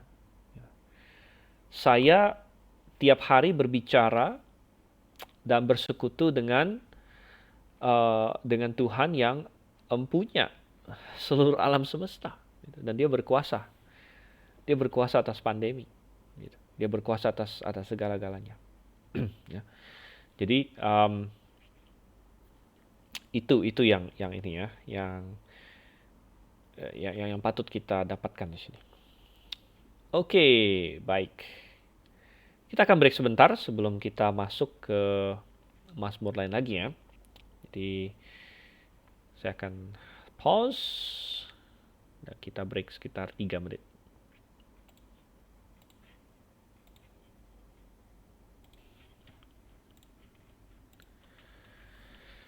Oke, kita mulai lagi setelah kita break sebentar. Ya, ada pertanyaan dari Pak Ori ya. Ada pertanyaan dari Pak Ori tentang ayat 6. Coba kita lihat. Ayat 6. Ayat 6 apa isinya? Jadi ayat 6. Jadi di dalam KJV katanya ada yang terjemahkan sebagai unicorn. Apakah ini adalah bukti bahwa unicorn memang pernah ada dan sekarang mungkin sudah punah? Ini pertanyaan yang sangat bagus sekali. Ya, pertanyaan. Karena dikatakan, He maketh them also to skip like a calf, Lebanon and Syrian like a young unicorn. Tapi menariknya bahasa Indonesia terjemahkan anak banteng. Ya, jadi um, ini dari kata re'emim di sini ya, re'emim ya. Dan maksudnya apa begitu? KJV terjemahkan unicorn. Unicorn. Apa arti unicorn? Unicorn itu artinya apa? Unicorn itu, uni itu artinya satu, uni kan? Ya, uno. Corn itu dari cornus, itu artinya sudut atau ini apa? Tanduk. Nah, jadi unicorn itu artinya bertanduk satu sebenarnya. Nah, kebanyakan orang hari ini dia mengenal unicorn, dia anggap itu sebagai makhluk mitologis itu. Makhluk mitologis yang apa? Kuda putih yang ada apa? Ini tanduknya satu itu gitu. Tetapi ya, tetapi sebenarnya tanya, unicorn itu ada atau enggak? Ada. Unicorn itu ada, tapi bukan yang putih-putih yang dimaksud itu. Ya. Lalu maksudnya yang mana? Nah, maksudnya adalah, coba saya ini ya. Ini saya share nih ya. Jadi contohnya ini, binatang ini bisa dianggap unicorn, gitu. Unicorn ini unicorn juga, gitu. Okay. Ini dari ini ya, dari saya ambil dari website ini Creation Today contohnya. Banyak orang ketika dia ini baca unicorn dalam Alkitab yang dia anggap ini barang ini kayak apa Pegasus atau apa kan kuda yang ada ininya terus ada sayapnya. Wah, berarti Alkitab ini mitos katanya. Karena bayangkan unicorn aja ada dalam Alkitab ya. Tetapi kita bilang unicorn itu secara literal artinya adalah bertanduk satu, itu arti unicorn gitu. Jadi ketika orang KJV menulis unicorn, para penerjemah KJV memakai istilah unicorn, belum ada konsep ini gitu. Tapi mereka maksudkan adalah um, binatang yang bertanduk satu. Gitu. Binatang bertanduk satu. Nah, ada apa? Macam-macam. Ada badak bertanduk satu, ada. Um, jadi ya ini ya, ini contohnya. Jadi ada banyak ilustrasi di sini. Oke, jadi yang jelas bukan yang dimaksud ini Pak, bukan yang ini, yang mana ini, yang bukan yang ini. Jadi ya seperti yang Reinhard bilang, badak bercula satu bisa diklasifikasikan unicorn, bisa gitu, bisa. Jadi bisa jadi itu yang dimaksud. Ya. Atau ada binatang lain lagi, pokoknya yang bercula satu, gitu. Oke ya. Baik. Sini. Nah, selanjutnya kita masuk ke dalam Mazmur 139. Ini Mazmur yang indah juga. Ya. Saya tidak tahu apakah kita punya cukup waktu untuk menyelesaikan Mazmur ini. Tapi kita akan lihat ini adalah salah satu Mazmur yang sangat indah menggambarkan atau menyatakan sifat-sifat Tuhan. Gitu. Oke, dan kita bagi menjadi 4 bagian. Ada 24 ayat. 24 ayat, jadi rupanya bisa dibagi 4, 6 ayat, 6 ayat, 6 ayat. Ayat 1 sampai 6 jelas berbicara mengenai kemahatauan Allah. Jadi Allah itu siapa? Allah itu adalah Allah yang mengenal aku. Jadi selalu dikaitkan dengan pemazmur ya, dengan aku. Jadi ini mazmur yang sangat indah karena bukan hanya berbicara mengenai Tuhan dan Tuhan itu seperti apa, tapi bagaimana dikaitkan dengan saya pribadi. Jadi Allah yang Maha Tahu, jadi dia mengenal saya. Bahkan lebih dari saya mengenal diri saya bahkan. Kemudian kemahahadiran Allah. Kemahahadiran Allah, Allah yang bersama dengan aku. Kemudian ada kemahabijakan Allah. Ada juga yang mengatakan ini kemahakuasaan Allah. Oke, nggak bisa. Jadi poin 3 ini tergantung kita mulai dari sudut penekanan mana. Ya, saya mengkategorikannya kemahabijakan. Ada yang bilang kemahakuasaan. Oke, bisa nanti kita akan lihat. Allah yang menciptakan dan menuntun aku. Kemudian kita akan lihat kemahakudusan Allah. Ya, bagaimana Allah berperang melawan dosa. Ya, menghilangkan dosa di sekeliling dan di dalam aku. Ya. Ayat 19 dan ayat 24. Oke, Mazmur 139. Coba kita lihat. Mazmur 139. Mazmur ini ditulis oleh Daud. The sweet psalmist of Israel, pemazmur Israel yang disenangi. Untuk pemimpin biduan, ini sudah sering kita temukan ya, dari kata menatseak, pemimpin biduan. Dan berarti lagu ini untuk diajarkan dan dinyanyikan dalam kebaktian di bait suci atau kemah suci. Karena di zaman Daud belum ada bait suci, baru kemah suci. Oke, Daud Mizmor, Mazmur Daud ya. Ayat 1 sampai 6 berbicara mengenai kemahatauan Tuhan. Sini ya. Jadi Tuhan, Engkau menyelidiki dan mengenal aku. Sini.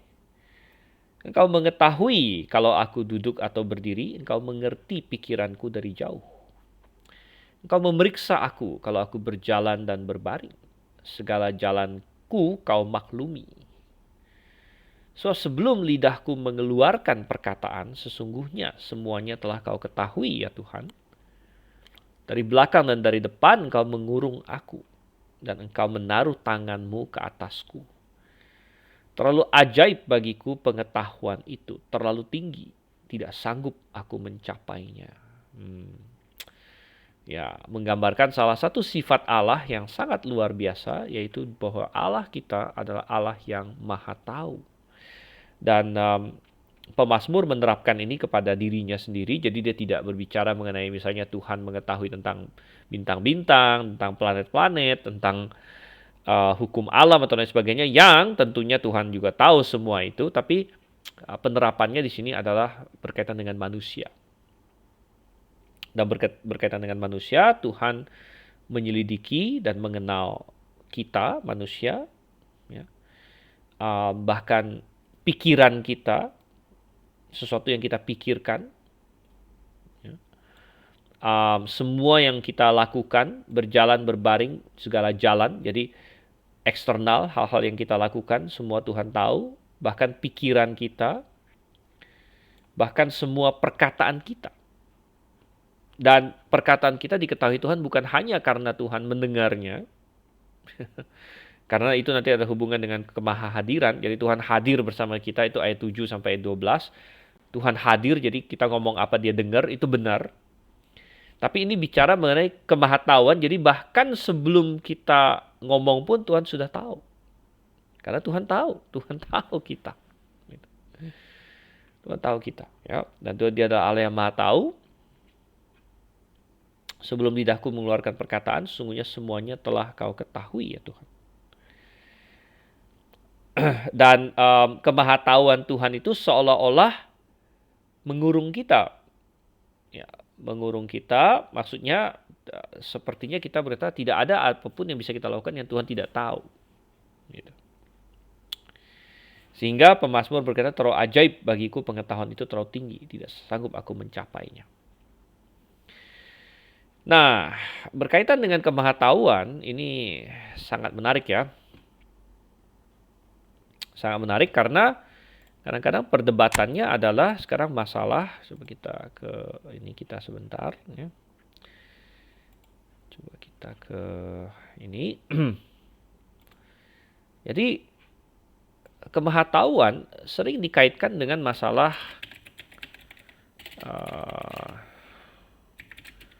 istilahnya apa ya, tanggung jawab manusia. Terutama dalam debat dengan Calvinisme, ini suatu hal yang sangat menarik.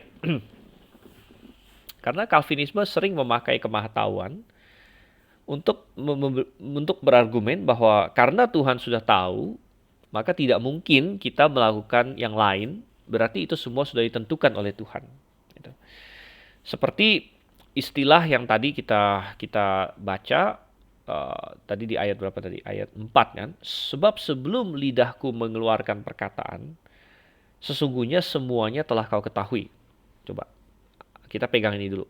Sebelum lidahku mengeluarkan perkataan, sesungguhnya semuanya telah kau ketahui ya Tuhan. Nah, seringkali Calvinis berargumen bahwa bukankah kalau sebelum kita ngomong Tuhan sudah tahu kita mau ngomong apa, maka kita tidak mungkin ngomong yang lain gitu.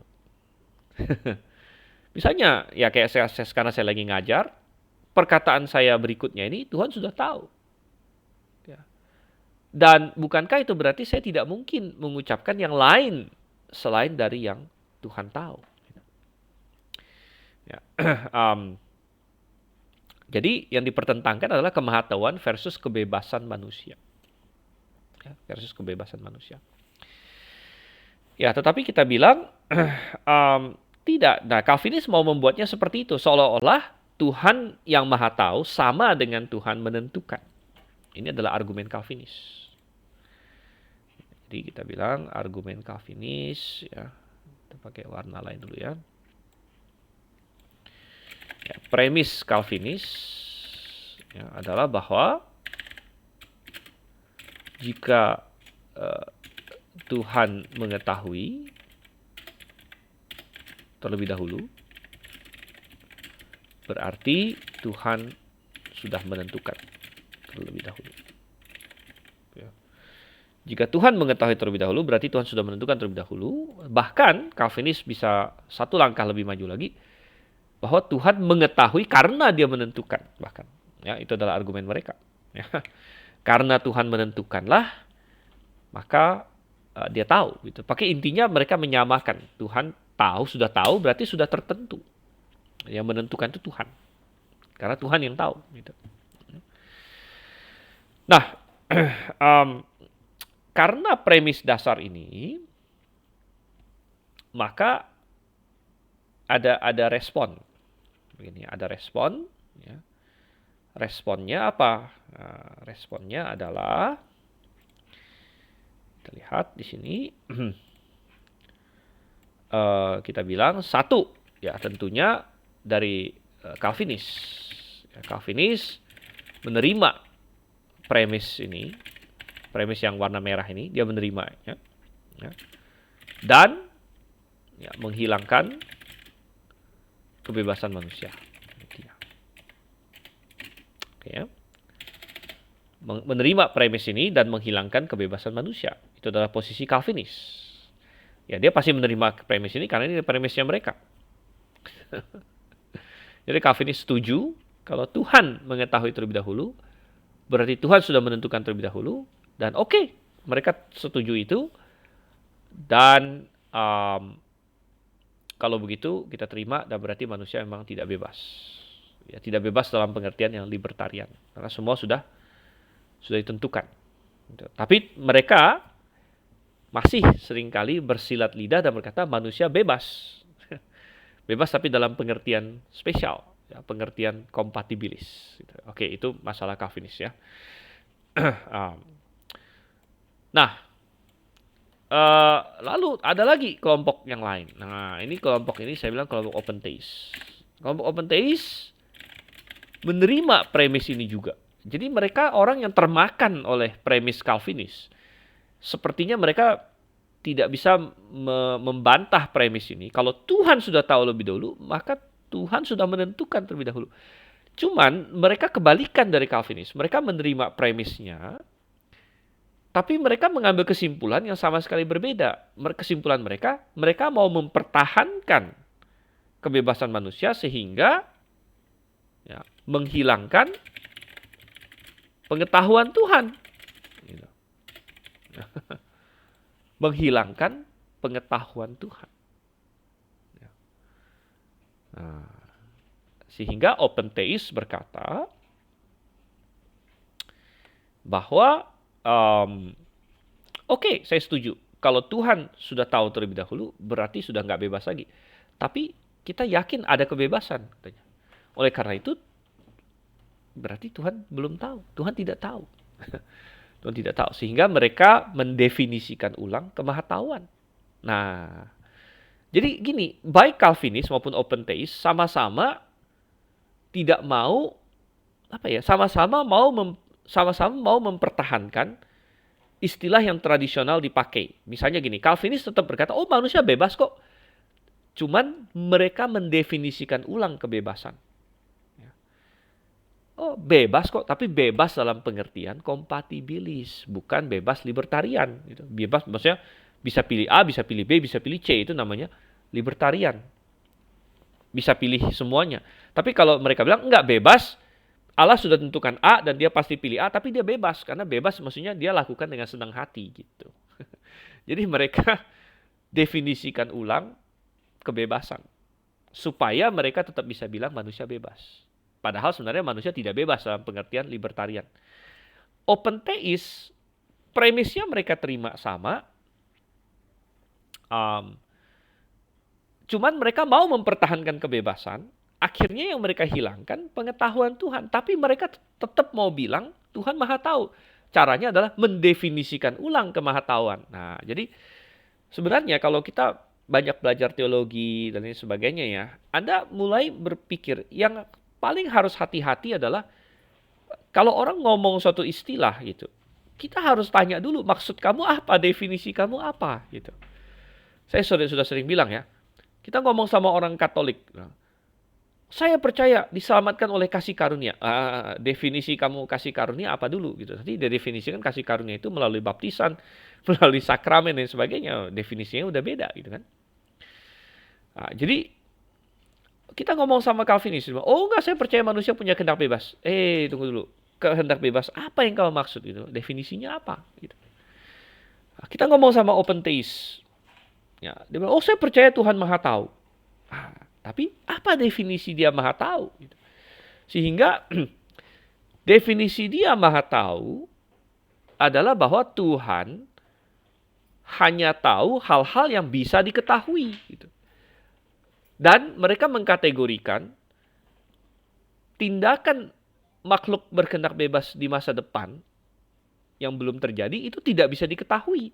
Jadi kalau Tuhan nggak tahu itu bukan salah Tuhan, artinya Tuhan tidak lemah menurut mereka. Itu memang barang yang nggak bisa diketahui gitu. Tapi Tuhan tahu semua yang bisa diketahui. Ini definisi kemahatauan mereka dari open theist. Nah, saya berkata, dan kita akan melihat Mazmur 139 ini sangat bagus. Karena Mazmur 139 membantah kedua posisi ini. Mazmur 139 membantah posisi Calvinis dan membantah posisi open theist. Sehingga kita akan masuk kepada posisi ketiga sebenarnya. Ya, posisi ketiga, kita bilang ini posisi Alkitabiah, menolak premis ini. Ya, mempertahankan Allah yang Maha Tahu dalam pengertian yang sebenarnya. Jadi bukan pengertian bohong-bohongan seperti open theist. Bahwa Allah Maha Tahu berarti benar-benar Maha Tahu. Sekaligus mempertahankan kehendak bebas manusia dalam pengertian yang sebenar-benarnya juga, bukan kehendak bebas bohongan yang sudah dimodifikasi versi Calvinis. Ya. Dan intinya adalah kenapa kita bisa melakukan itu? Karena kita menolak premis ini. Premis yang satu ini. Yang kalau Tuhan mengetahui, berarti Tuhan sudah menentukan. Kita bilang tidak. Premis ini salah. Premis ini salah. Jadi, kita melihat di sini. Jadi, bagaimana Mazmur 139? membantu kita memahami ini dengan lebih baik lagi. Pertama kita lihat bagaimana Mazmur 139 membantah posisi open theist. Dan itu sangat terlihat jelas. Ya, kalau kita kembali ke teks di sini, itu sangat terlihat jelas dari ayat-ayatnya begitu. Dari ayat-ayatnya. Oke, yang paling jelas misalnya ayat 4 ya, tapi dari ayat 2 saja sudah oke, bahwa Tuhan mengerti pikiran kita dari jauh.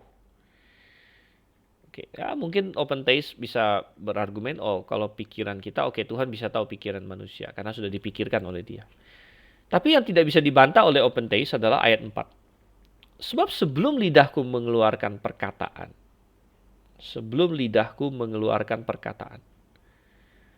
sesungguhnya semuanya telah Kau ketahui ya Tuhan. Jadi manusianya belum memilih mau ngomong apa, Tuhan sudah tahu duluan. Berarti Tuhan bisa tahu,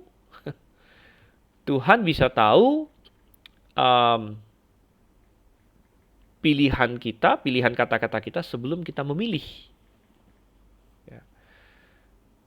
Nah itu menggugurkan posisi open theist sebenarnya.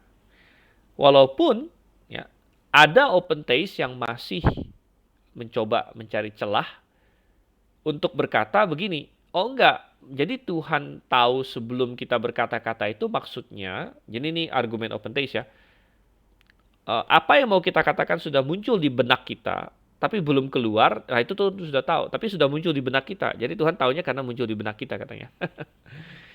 Tapi itu nggak bisa seperti itu ya, karena ada contohnya dalam Alkitab. Ya, ada contohnya dalam Alkitab. Misalnya gimana? Contohnya di dalam Alkitab, salah satu manusia ngomong adalah misalnya memberi nama. Misalnya orang tua kasih nama sama anak, itu kan kita ngomong, gitu kan? Lidah mengeluarkan perkataan. Salah satunya kita memberi nama sama anak kita. Misalnya kalau kita punya anak. Saya punya anak tiga-tiganya saya kasih nama. Ya. Nah, itu kan perkataan. Apakah Tuhan sudah bisa tahu sebelumnya? Ternyata ada gitu. Misalnya, di dalam Raja-Raja, di zaman pemerintahan Yerobeam tahun 900-an sebelum Masehi, Tuhan sudah menubuatkan bahwa akan ada raja keturunan Daud yang akan lahir, namanya Yosia, yang akan menghancurkan mezbah berhala di Betel dan lain sebagainya. Tuhan menubuatkan itu 350 tahun sebelum kejadian. Dan Tuhan sudah sebut nama rajanya Yosia begitu. Kalau open theist itu benar, Anda bisa bayangkan 350 tahun itu berapa generasi. Dan kalau open theist itu benar bahwa Tuhan tidak bisa tahu pilihan kita, bagaimana Tuhan bisa, bahkan sampai namanya saja sudah Tuhan sebut, Yosia. Ya. Berarti kan Tuhan harus tahu, wow, siapa kawin sama siapa, punya anak berapa, lalu cucunya siapa, segala macam. Jadi Tuhan sudah tahu semua ini. Sampai ada satu namanya Yosia yang akan melakukan seperti yang dia nubuatkan itu, menghancurkan berhala dan sebagainya itu. Intinya kalau kita serius terhadap Alkitab, kita tidak mungkin sampai kepada posisi open theist. Intinya begitulah. Open theist ini saya anggap posisi yang kacau, ya, yang liberal, ya, posisi yang liberal. Ya, jadi posisi yang sangat kacau dan lebih parah dari posisi Calvinis menurut saya, ya lebih parah. Tetapi yang saya sangat sayangkan adalah posisi open theist ini sebenarnya adalah karena pressure dari Calvinis. Artinya karena Calvinis mengkhotbahkan premis mereka itu begitu gencar, sehingga ada orang yang kemakan oleh premis Calvinis tapi tetap mau mempertahankan kebebasan, makanya muncul posisi open theist begitu. Oke, itu kita ini itu posisi kacau ya. Nah, tetapi Mazmur 139 bukan hanya membantah posisi open theist, Mazmur 139 juga membantah posisi Calvinis. Nah, dari mana dia membantah posisi Calvinis? Coba, ini sangat jelas sekali juga. Sangat jelas sekali dari mana? Dari vocabulary yang dipakai. Perhatikan. Engkau menyelidiki kata menyelidiki di sini. Menyelidiki dan mengenal aku. Jadi dalam ini bahasa Inggrisnya KJV, search. Thou hast searched me. Search itu kan kayak mencari, menyelidiki. Ini dari bahasa Ibraninya, hakartani. Ya, hakartani. Kemudian, apa lagi? Ayat 3. Engkau memeriksa aku. Ya, memeriksa aku. Jadi, kata menyelidiki, memeriksa, itu sangat tidak cocok dengan konsep Calvinis bahwa Tuhan tahu karena dia menentukan. Gitu. Kalau misalnya Tuhan tahu karena dia menentukan, maka tidak cocok memakai istilah Tuhan menyelidiki kita. Melainkan istilah Tuhan menyelidiki kita dan memeriksa kita menggambarkan dan mengajarkan bahwa pikiran itu pikiran kita yang tentukan. Tapi Tuhan bisa tahu itu bahkan sebelum waktunya, karena sifat dan kemampuan Tuhan untuk bisa membaca apa yang akan kita lakukan itu. Gitu. Tuhan bisa baca itu, Tuhan bisa dalam tanda kutip memeriksa itu. Tuhan bisa menyelidiki itu bahkan sebelum waktunya. Sebelum kita mengambil keputusan pun, Tuhan sudah bisa lihat itu dari jauh. Gitu. Makanya ada istilah dari jauh, nih kan? Engkau mengerti pikiranku dari jauh. Nah, dari jauh di sini bukan hanya jauh secara fisik atau distance, ya, jarak, tapi saya menganggap ini jauh ini juga dari segi waktu. Nah, jadi jauh sebelum itu terjadi, Tuhan sudah bisa memeriksanya. Dan Anda berkata, kok bisa ya? Ya itulah sifat Tuhan gitu. Saya nggak bisa jelaskan kenapa Tuhan bisa melakukan itu. Saya tidak punya kemampuan menjelaskan kenapa Tuhan bisa maha tahu gitu. Itu memang sifat Tuhan. Jadi Tuhan bisa melihat masa depan sama seperti kita bisa melihat masa lalu. Saya hari ini bisa memeriksa apa yang terjadi kemarin. Tentu pemeriksaan saya tidak sempurna. Tapi katakanlah saya punya kamera CCTV, ya, saya pengen tahu kemarin apa sih yang terjadi di rumah saya. Saya periksa CCTV, mengecek kamera apa yang terjadi kemarin. Nah, Tuhan, ya ini hanya ilustrasi dan metafora tentunya ya. Tapi Tuhan bisa seperti memeriksa seperti itu bahkan untuk masa depan. Ya. Tuhan bisa memeriksa, Tuhan bisa tahu masa depan seperti kita mengetahui masa lalu. Tetapi pilihan-pilihan kita itu tetap kita yang lakukan gitu. Bukan Tuhan yang tentukan. Karena kalau Tuhan menentukan, ngapain dia menyelidiki gitu. Ngapain kita menyelidiki apa yang kita tentukan atau memeriksa gitu. Jadi nggak masuk akal. Justru dengan adanya istilah-istilah ini, dan istilah ini bukan hanya LI yang salah terjemah ya, istilah ini didukung di KJV dan di bahasa Ibraninya kan. Thou has searched me dan sebagainya ya. Jadi ini membantah posisi dan premis Calvinis. Sehingga di dalam perikop Mazmur 139 yang menggambarkan kemahatauan Tuhan, membantah posisi open theist dan juga tidak cocok, tidak sesuai dengan posisi Calvinis sebenarnya. Sehingga opsi yang ketiga yang Alkitabiah adalah pilihan kita tetap pilihan kita, tapi Tuhan mengetahuinya. Tuhan mengetahuinya karena Tuhan bisa memeriksa. Tuhan bisa memeriksa, Tuhan bisa tahu, Tuhan bisa membaca, gitu istilahnya. Ya. Tuhan bisa membaca, Tuhan bisa melihat pilihan kita ini, walaupun dalam hati, dari jauh. Dari jauh itu bisa kita anggap jauh jarak atau jauh dari waktu. Ya. Oke, pertanyaan ya. Dari Reinhard, apakah kemahatauan Tuhan berlaku untuk dirinya sendiri di masa depan dan mempengaruhi keputusan-keputusannya di masa sekarang?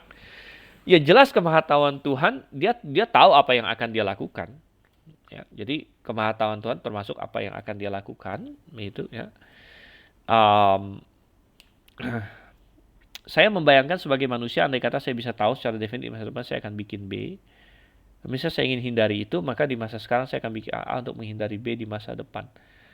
Ya, tentu Tuhan sedikit beda dengan itu ya. Artinya begini,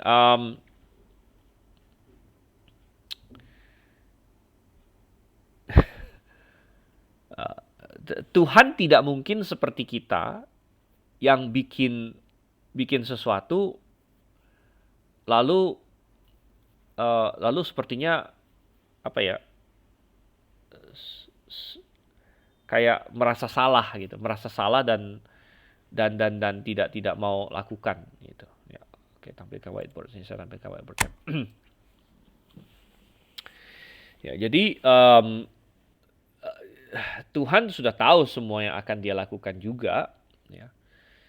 Dan dan tapi Tuhan tidak perlu kayak, oh saya tahu akan lakukan B, lalu saya seperti contoh kamu, saya akan lakukan A untuk menghindari B. Enggak akan seperti itu juga begitu. Ya. Karena ya Tuhan tidak pernah berbuat kesalahan lah intinya. Nah, itu bedanya Tuhan dengan manusia, gitu ya. Tuhan tidak pernah melakukan kesalahan. Oke, baik. Dan seperti yang saya perkirakan, kita tidak punya waktu untuk menghabiskan ini ya, Mazmur 139. Jadi saya hanya akan menjawab pertanyaan-pertanyaan saja. Nanti kita akan lanjutkan ayat-ayat selanjutnya di minggu depan. Ada pertanyaan dari Pak Andi. Oke, kira-kira benar nggak? Jadi karena Allah adalah Alfa dan Omega tidak terikat waktu, maka masa depan kita adalah merupakan atau seperti masa lalu bagi Tuhan. Karena itu Tuhan bisa menyelidiki. Ya, itu bisa kita ilustrasikan seperti itu. Walaupun apakah itu ilustrasi yang sempurna atau tidak, ya kita tidak tahu juga ya artinya. Karena kita adalah makhluk yang terikat waktu, kita tidak bisa membayangkan berada di luar waktu. Nah, tapi Tuhan di luar waktu. Nah, tapi walaupun Tuhan di luar waktu, Tuhan paham pergerakan waktu gitu. Jadi Tuhan bukan di luar waktu, tapi nggak memahami pergerakan waktu. Tuhan memahami pergerakan waktu dan Tuhan bisa masuk ke dalam waktu. Contohnya Tuhan Yesus dan sebagainya. Tapi Tuhan juga sekaligus di luar waktu. Jadi ini paradoks memang, gitu ya. Ya, jadi itu memang salah satu cara untuk mengilustrasikannya. Jadi Tuhan itu udah kayak masa depan itu udah kayak dia kayak udah bisa lihat juga gitu. Ya, ya seperti kayak masa lalu gitu. Jadi bagi Tuhan kayak masa lalu dengan masa depan itu dia sama-sama bisa lihat sama clear-nya. Tetapi bukan berarti Tuhan tidak paham pergerakan waktu atau Tuhan tidak bisa mengapresiasi pergerakan waktu. Ada yang masa lalu, ada yang masa depan. Tuhan bisa mengapresiasi itu karena itu yang Tuhan ciptakan juga gitu kan. Dan Tuhan bisa berinteraksi dengan waktu juga gitu. Jadi Tuhan bukan di luar waktu yang nggak bisa berinteraksi dengan waktu gitu. Paham maksudnya ya? Jadi ya kadang-kadang ini memang kalau kita pikirin, wah itu akhirnya kita harus seperti Daud bilang apa? Terlalu ajaib pengetahuan itu kan.